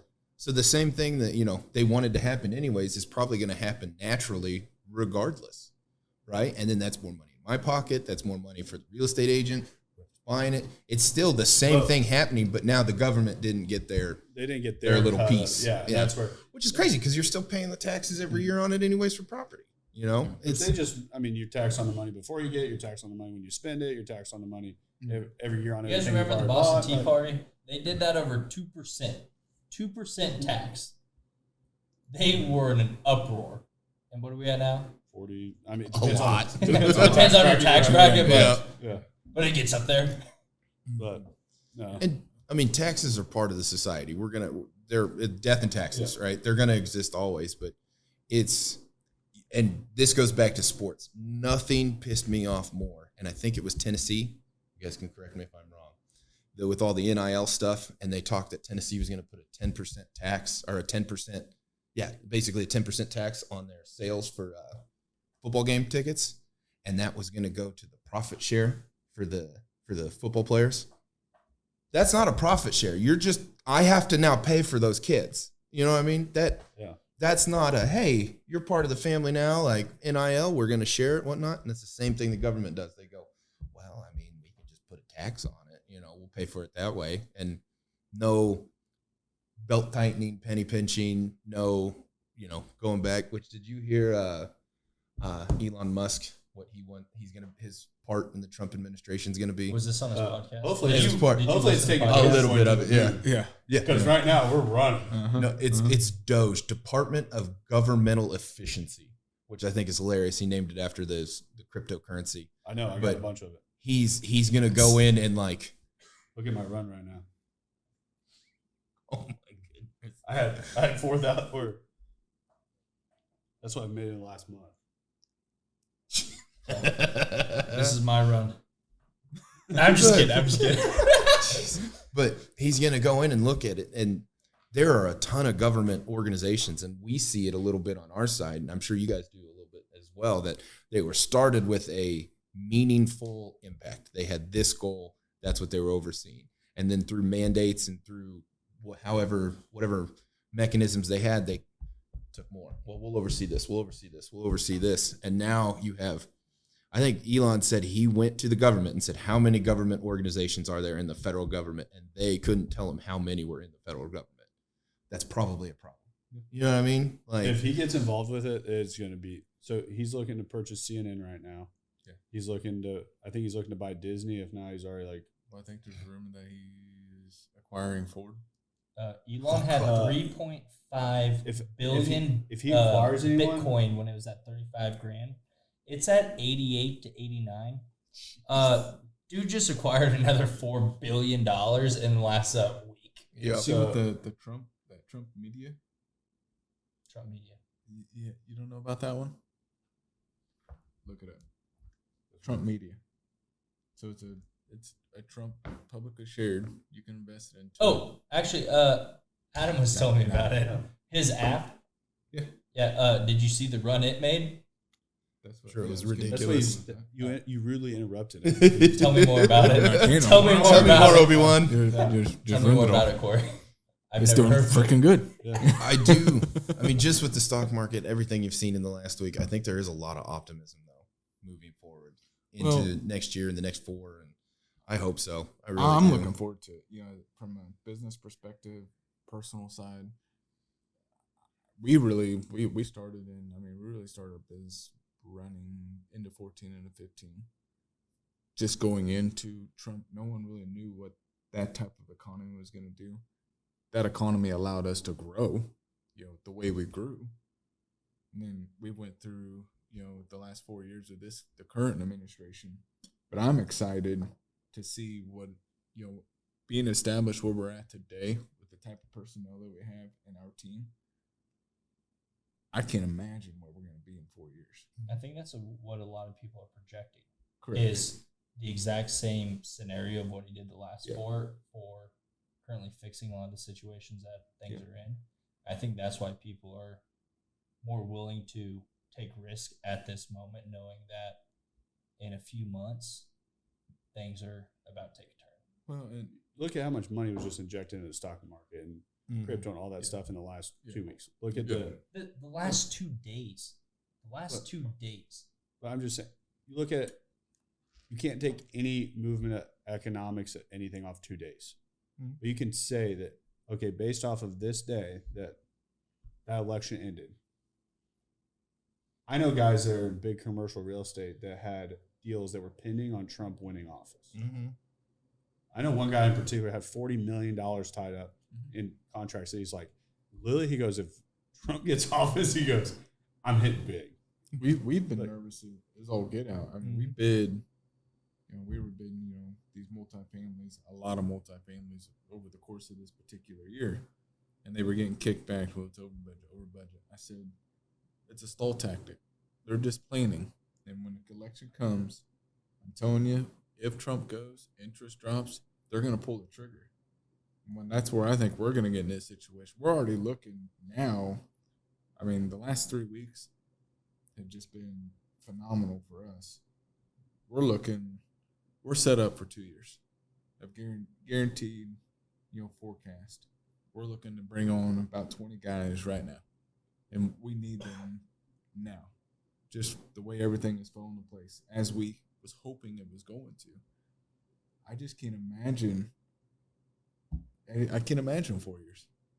What it's going to do for the people, and what I'm afraid of is we're going to have so much going that at that 4th year, we come to a new election, interest. I'm afraid of the overall outcome. What type of situation do you set up? If we go to a situation that we just experienced, so you go to where, hey, you went from 65 employees, 70 employees, or where we're hovering now. We jump up to 200, 300 employees in the next 4 years. We experience a similar situation that we just did.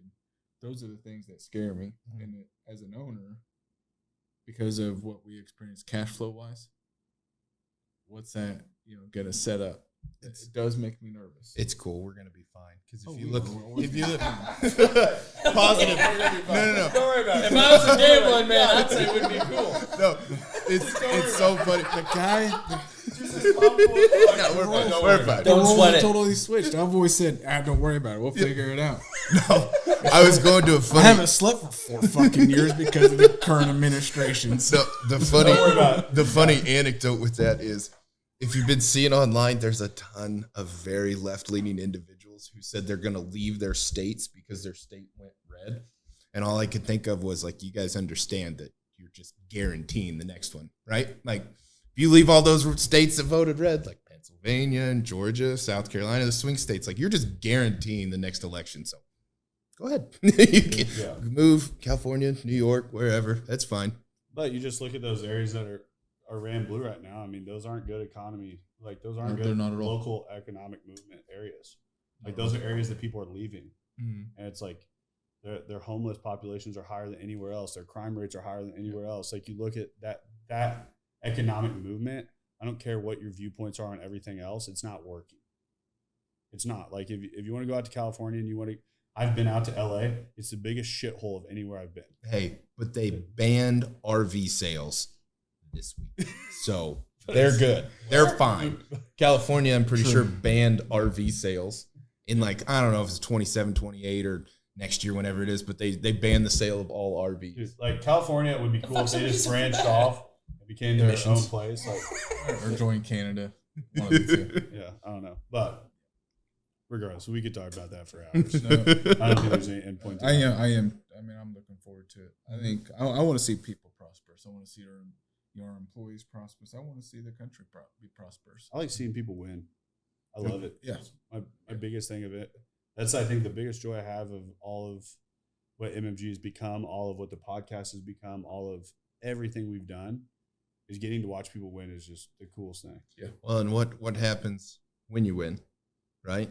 Is it spreads. It does. Like with your philanthropy that you guys have been talking about, and even the things we do on our side, like there's this, and they exist. Do not get me wrong. There's this thought that these guys get rich and they just, Donald Duck just hoard all that gold in a big vault and they, you know, go swimming in it. And that's all they ever do with it. But like, if you start looking at what these people do that actually have quite a bit of money, where they give it out, whether it's to businesses and like a venture capital thing or just charities, like, you know, it's a rising tides, you know, raises all boats kind of thing. So as we've progressed in business, I talk about this a lot of podcasts.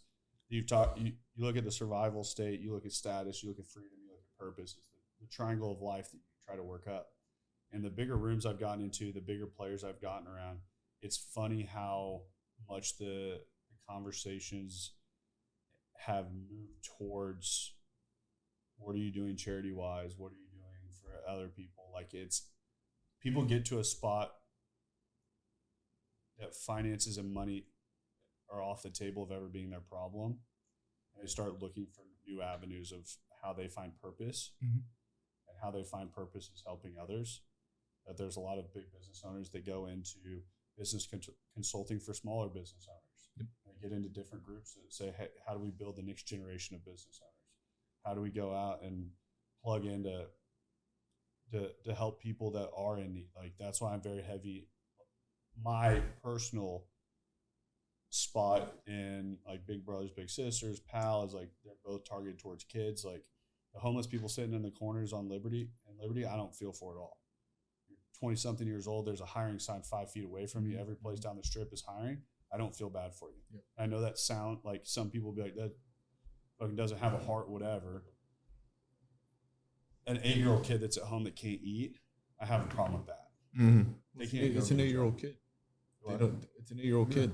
They can't provide for themselves. No. Well, they don't know any different. No. And the thing is, it's like that's the parents' issues. The parents at fault for that, and it's like hard times come and stuff like that. But it's like no matter how you look at it, I've known a lot of people that went into hard times. I would say 80% of them, their kids never felt it. They made sure that they sheltered it from their kids and skip house payments, skipped everything to make sure that they took care of their kids. Yeah. And then you have people that are the complete opposite, where it's like they're not going to change their lifestyle, but they let their kids suffer. To those deals, like the PAL thing, you get to a level too where people want to send money over to third world countries. We have kids living like that here. 10 minutes from here. Yeah, here. Well, 20, 30 minutes from here, but like 10 minutes from the office. Like it's a 10-minute drive over to PAL from our office.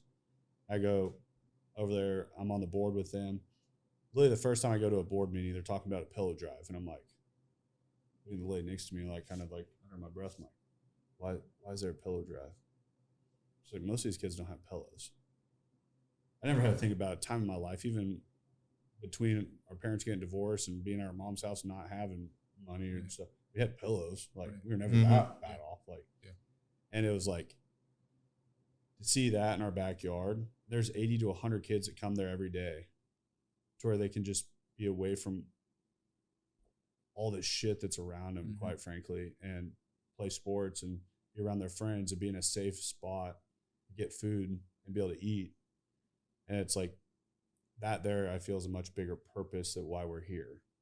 And it's like, once you start figuring out finances, it's a money game. You're playing Monopoly. And like in Monopoly, after you hit a certain spot and you have hotels and everything, you're just you're raking in money every time you go around people go around the board. Like business, I feel, is the same way. You clear a threshold that all of a sudden it's operational. It's moving, like you're taking on problems, but you're just used to those all day, every day. That's the norm. So then what is it that gives you purpose in life moving forward? And that's where I feel like the state of a lot of these rooms I've got into, that you talk about these high level people that people think they're at home in their bathtub with just $100 bills raining on. Like, no, they're actually trying to make a difference. They're trying, and I'm not saying that for everyone. So there are some greedy assholes out there. 100%. There definitely is, but there's also a lot of good people. Oh yeah, who are wealthy and they put back in their communities, and they do it silently. Yeah, and that's one thing. Props to them, and that's a lot of them. And unfortunately, the silent part is the bad part, because making it political again is you have people kind of on the left side who take the community out of it, and they see as the government is the one that has to come in because they don't see everything that's being done. So then you get taxes, and then you get the government trying to do it, and they usually do a worse job anyways. But what's your thought on, if you're working with a charity, having that public to where people see it? The way Bess and I are personally, we don't want the attention and the gratitude, because that's not the reason for it. We wanted to truly to be able to help people, and we don't need that recognition. So that was my thought on it, 100%. So if you see our socials, we don't post about that stuff. That's not why I've ever done it. But then we've had the charities that we work with, they want us to post about it. Because now that we have a following, we have this stuff. You're gaining attention to they it. go, they want it for the attention to them. And they're like, it could help a lot more people if you guys are posting about it. To where now I'm like in this like weird predicament. I'm like, we have all the charities we work with over here that want us to post about it. And then I'm like, in the very beginning, I was like, we never post about it because that's not why we do it. Yeah. I never got into doing any of that stuff for recognition, a pat on the back. It was just do the right thing. Good things happen to good people. That was my thought process 100%. And now it's like, we've been in this weird limbo the last like 2 months because we've had a lot of people asking about it. So I don't know where it goes. It's a fine line, but I think as long as you're not like, hey, look at what we donated this month. Oh, hey, here's the link to our website to sign up more business. I think if you're not, we just don't talk about it. Yeah. We do our things silently, and we hope that we're helping somebody out by doing those things. And if anything, if there is any discussion, we may say, hey, go to such and such, they could use a helping hand. We don't sit there and say, hey, we donated, or, we did these things. I don't know. That's just, you all know us. We're not, there's a reason why I hired you, because we don't go posting. We don't advertise ourselves. We're not that type of people. You just came up first in the Google search. Fuck yeah.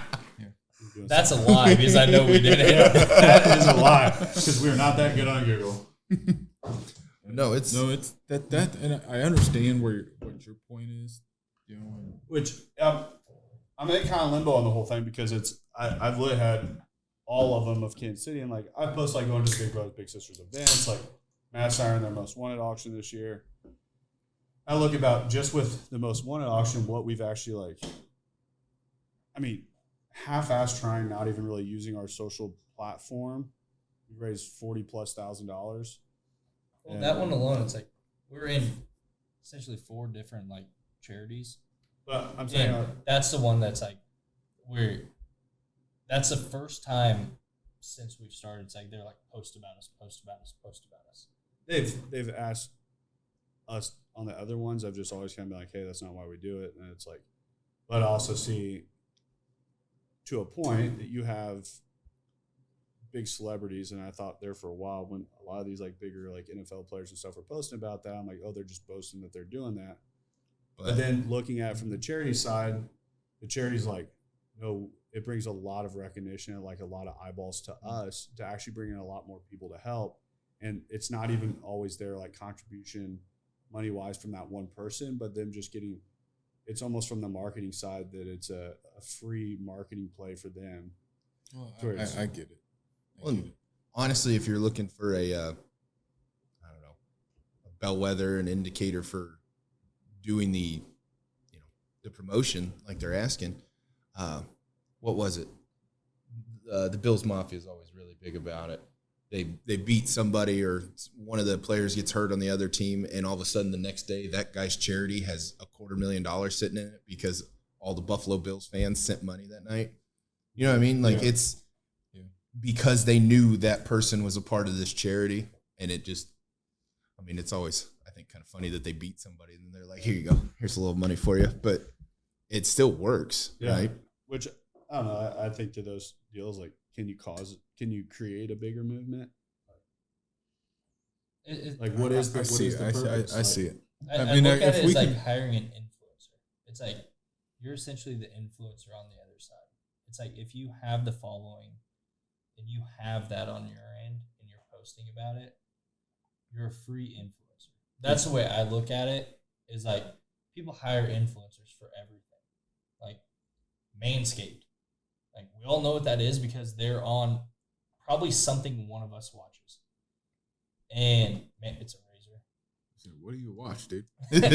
Don't even ask. Don't let Dan go down that rebel. That was a terrible comparison. But in that instance, they don't pay very much money on marketing. It's all influencer marketing. Yeah. So it's like the charity, it's like they get these people on these pedestals. They spend a shit ton of money on marketing.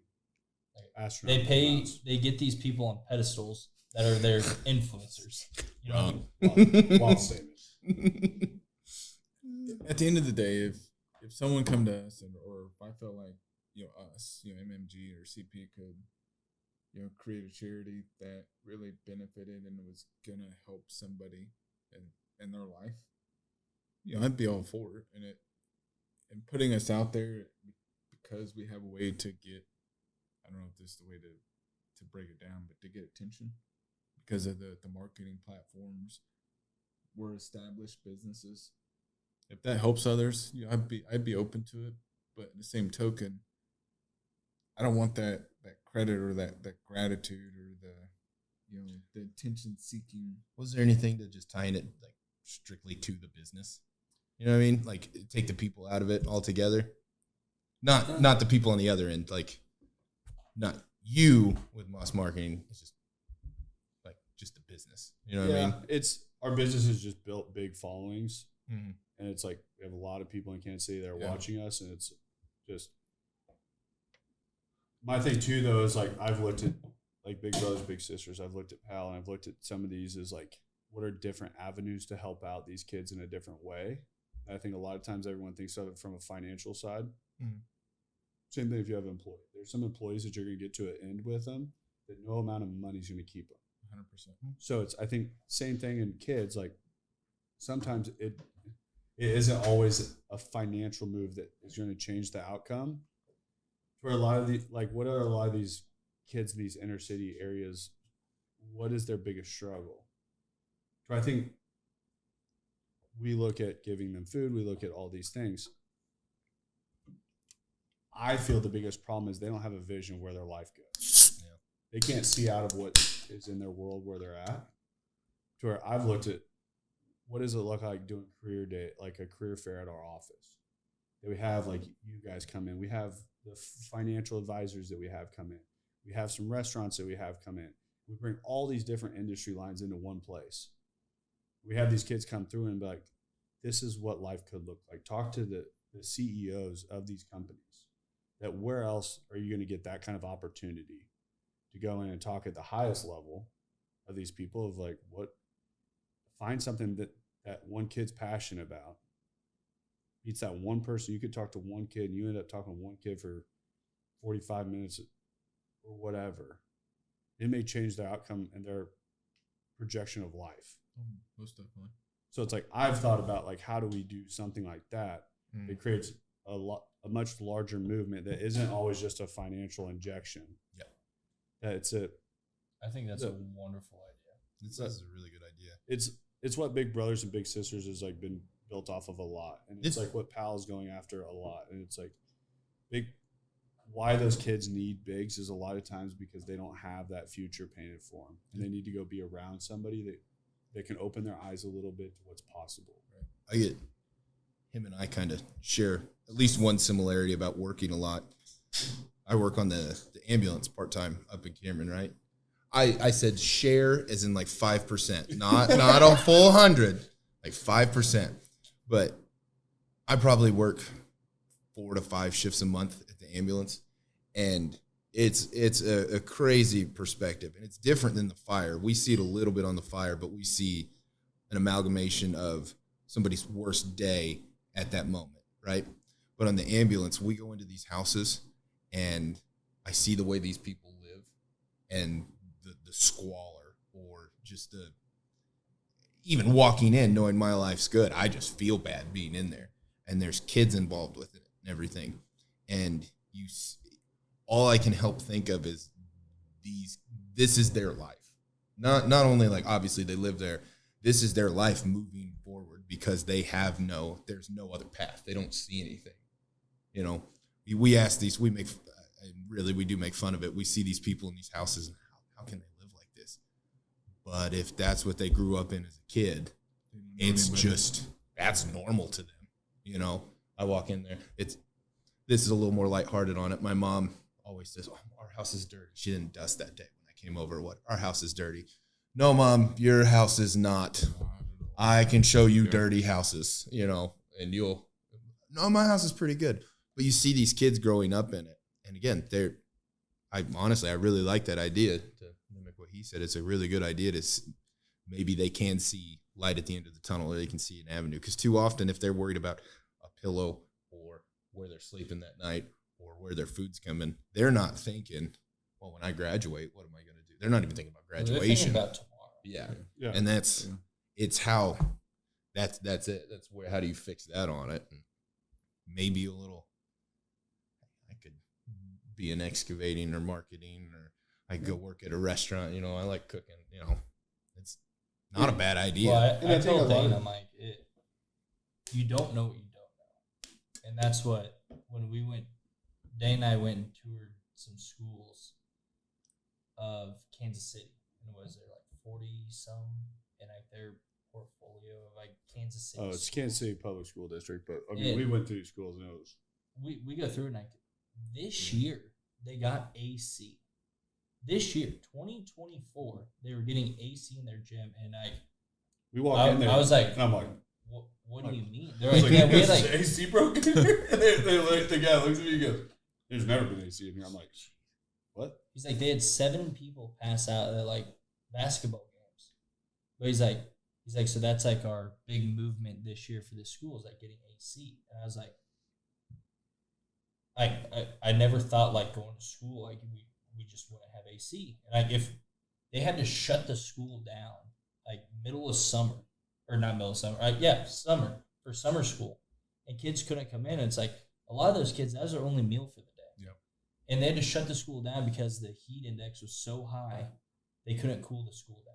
Problem with that too, though, is from a political side, these schools have money, like they're allocated the money. It's an internal marketing problem. They're going to boards, and boards just aren't approving AC in a school like that. They're not approving that. They have the money. Mm-hmm. That's the sad thing. Like the public school system has the money, like, and they have money to build new schools. They have. It's just not.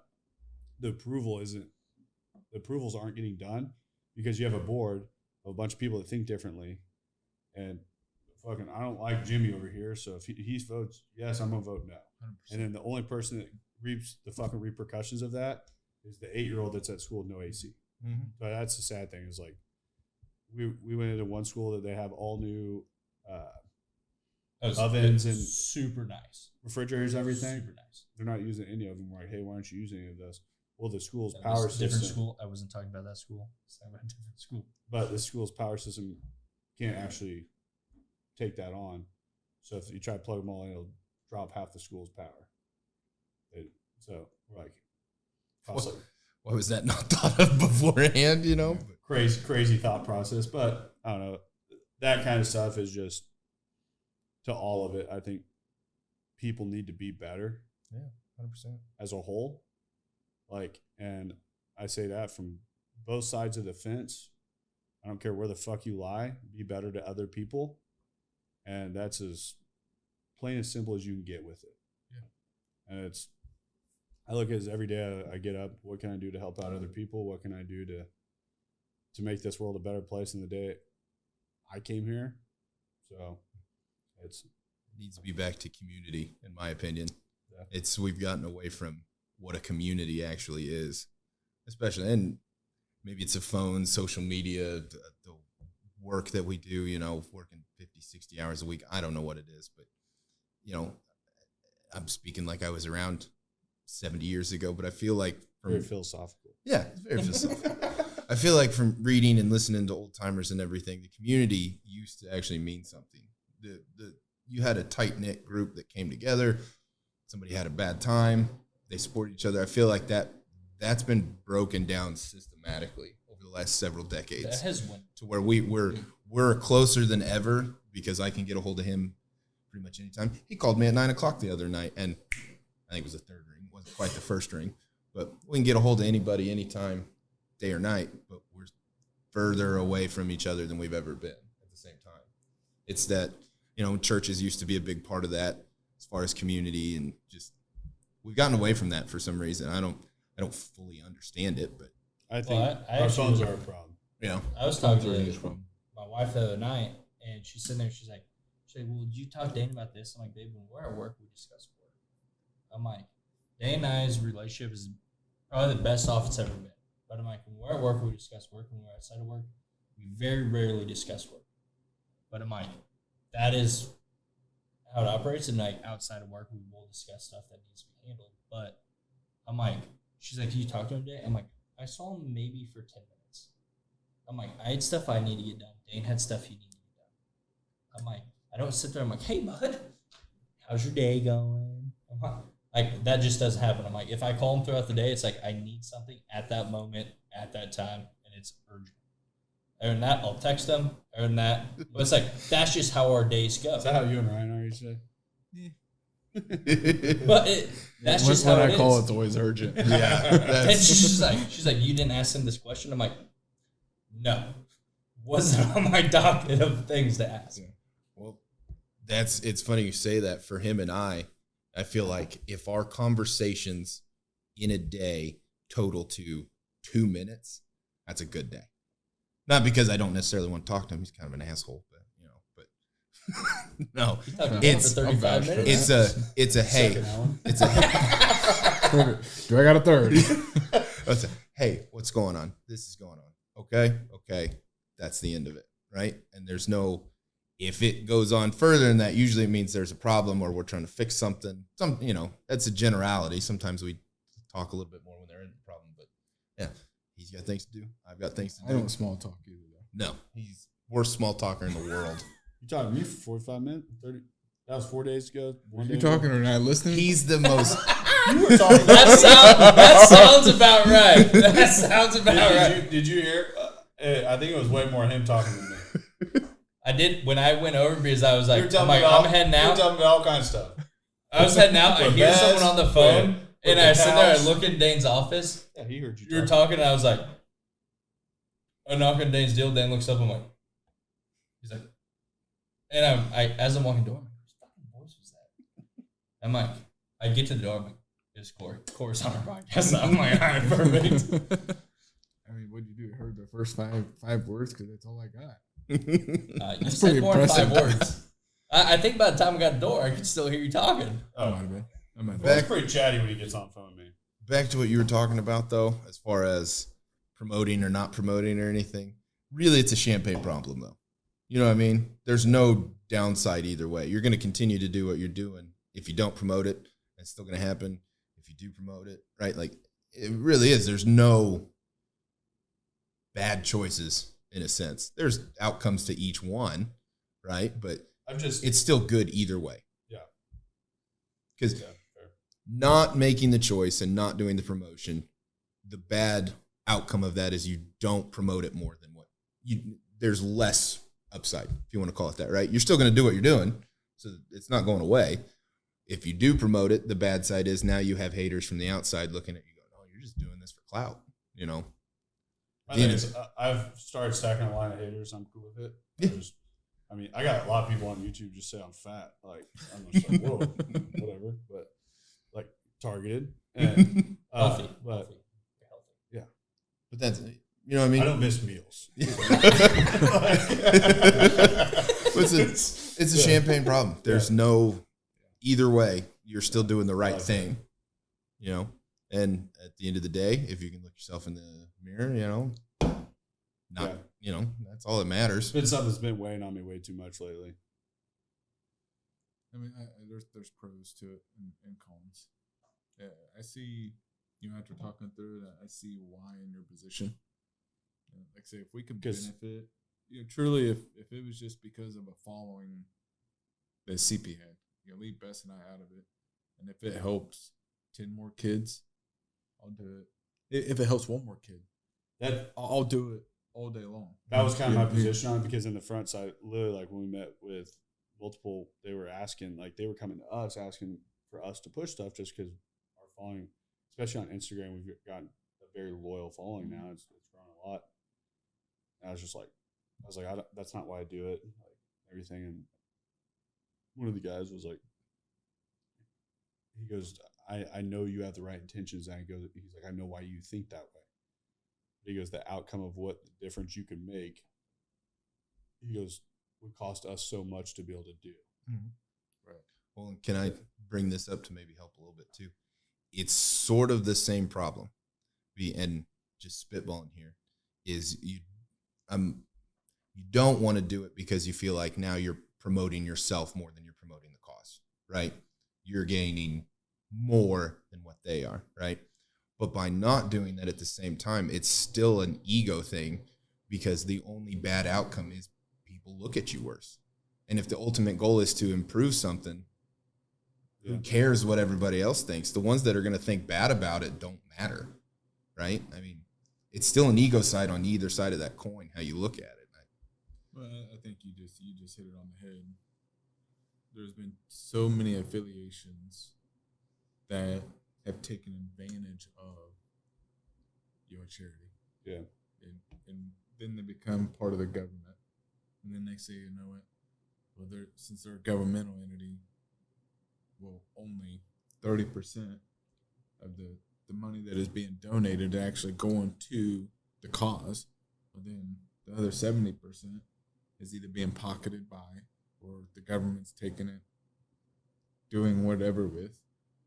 That is where I've just struggled with the whole thing because I don't want to get a rap of, hey, You don't want to be Hillary they're Clinton. doing it for their own damn good. They ain't doing it to truly help people. And it's because there has been so much. So I look at it as like if you came our direction now, you found us on social, we're boosting all this, not even like boosting, but like just posting all this different stuff of us doing like different charity work. Like, I wonder if that would make you look at me different in the front side to say, hey, like, are you doing this just to like try to get a bunch of recognition? Because that's not how you are. A lot of the people I know are not that way. I know a lot of people do a lot of things behind the scenes where it's like, that's kind of the crowd I've ran with. And like you talk about like all those people that you know that do it behind the scenes where it's like, my thought process is if I go out and I go start posting that stuff and I start doing that, I know it's doing good in like my mind, but then is it the client base that we have and the people that are around us and everything like that?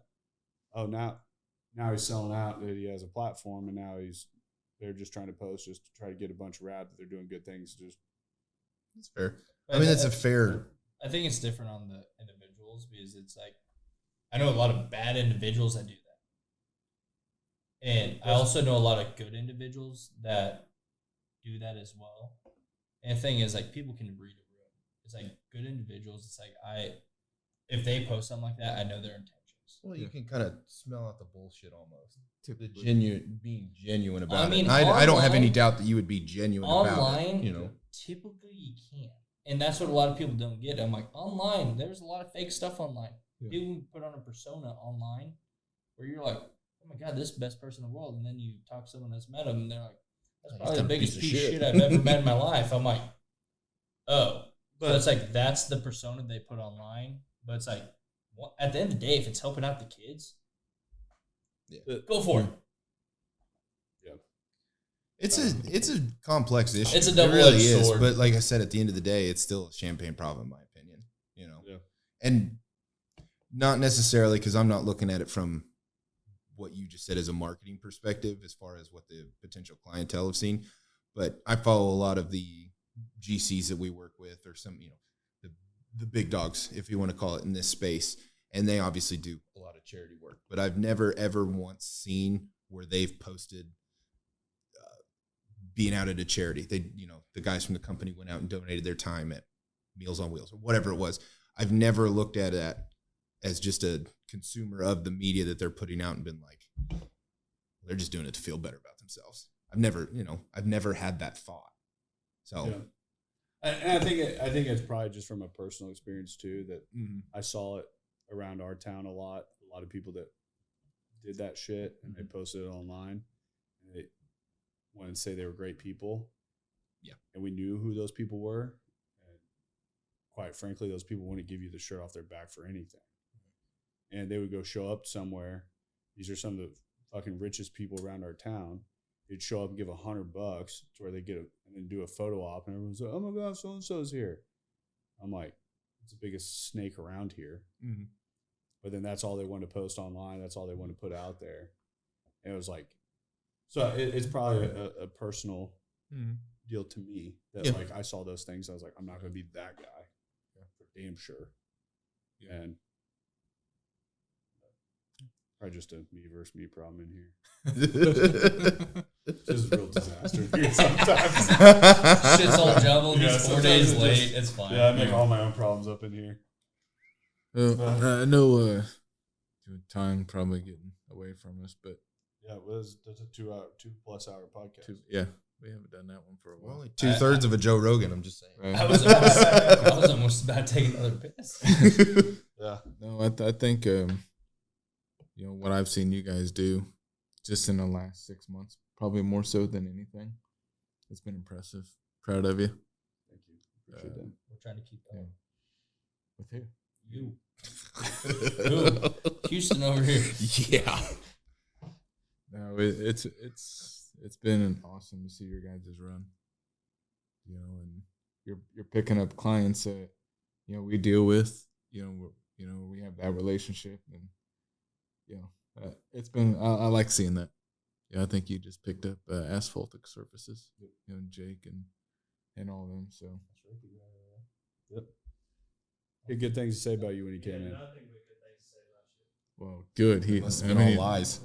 I paid him $20. She said, whatever it is. It's just like, and that's the evolution I think that we're coming into, that we've had this long track record with a lot of people that I like when somebody comes in, they say, hey, I know Cory. Like that there, if they're friends with you when they walk in, they have a whole different level of a stance in our office, like immediately. Mm-hmm.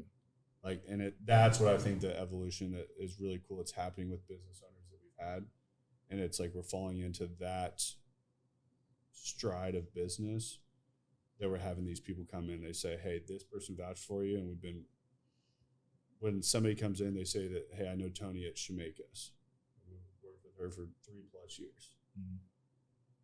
Like I have a whole different thought of it. Like when people come in, they know Sal from the Better Wash. I mean, I can go on and on from all of these different people that we have. Right. But it's like the referral side that comes in. It's also on a relationship side too. It means a lot to me as a person, as a business owner, as somebody gets to stand next to amazing people every day at work. They get to stand in the partnerships that we do with the people that we work with every day outside of our walls. Like, that's, I think, the coolest thing about business and where we're at. And make sure Dana's not integrated in those, so they're not fucked up. Yeah.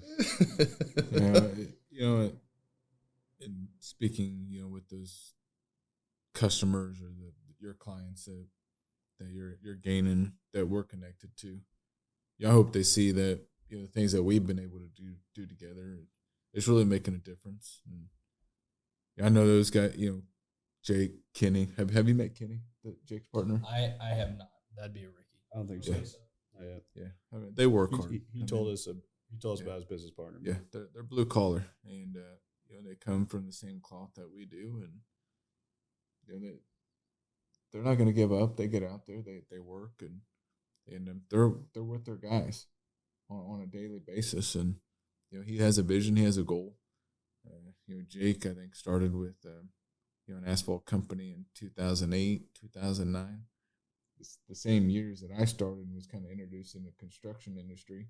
So it's been unique to see him carry up through the asphalt world, where I've carried up through the dirt world. But we work with one another still yet today. So Ricky was looking at some of the photos the other day, and I was sitting there like, those are the jobs they do?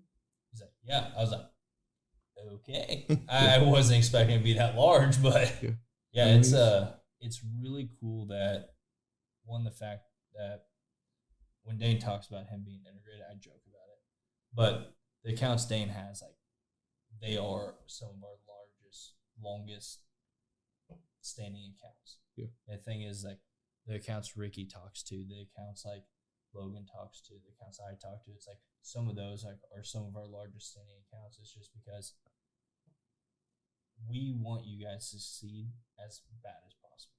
It's like Dane always brings up in our meetings of like what we can do different.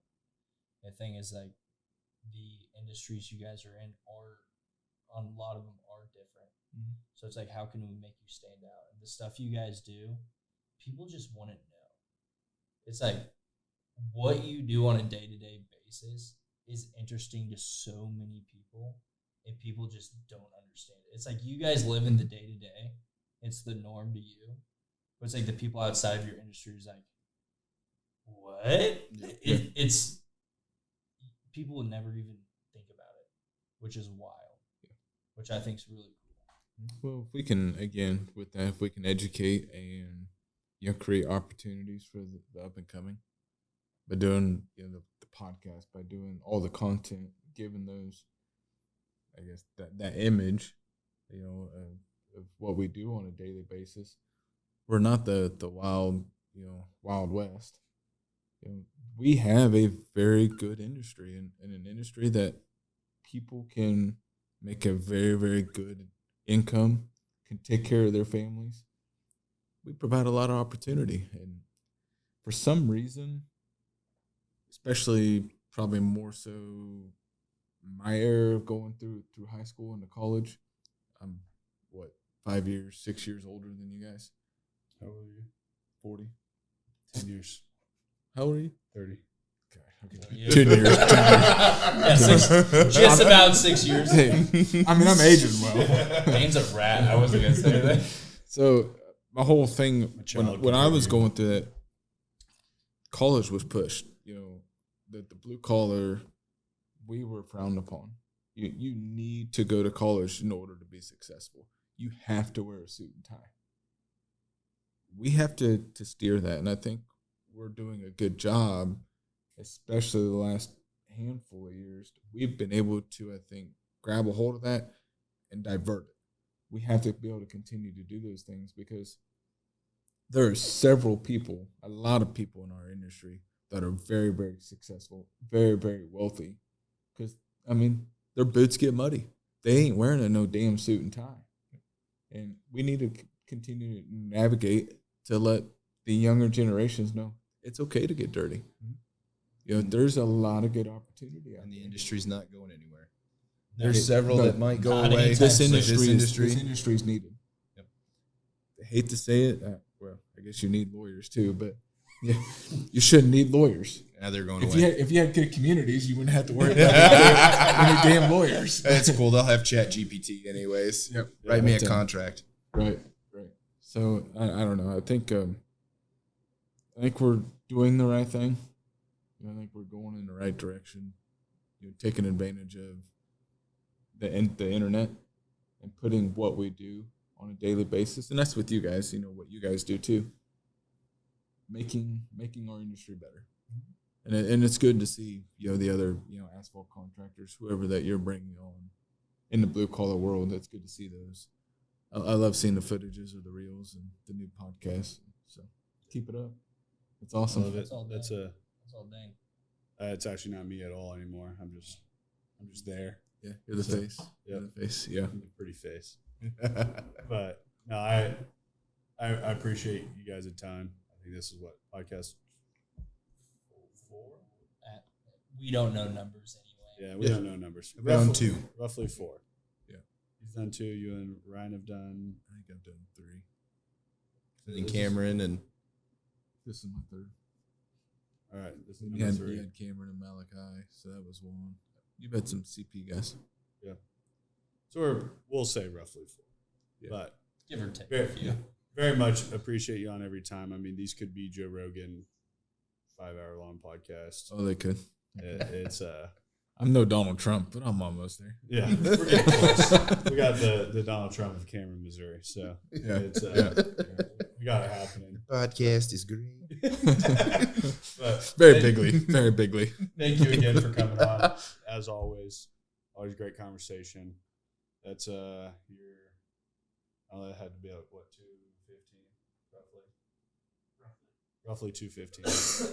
But thanks for joining us for 2 hours and 15 minutes. Yeah. Cory. We'll share. It was our pleasure. That's M3 Podcast. Peace. Thanks for listening to the M3 Podcast. Be sure to subscribe so you don't miss the next episode. Want to learn more? Check us out on Instagram at Moss Marketing Group, on Facebook at Moss Marketing 58, or on our website at mossmarketinggroup.com.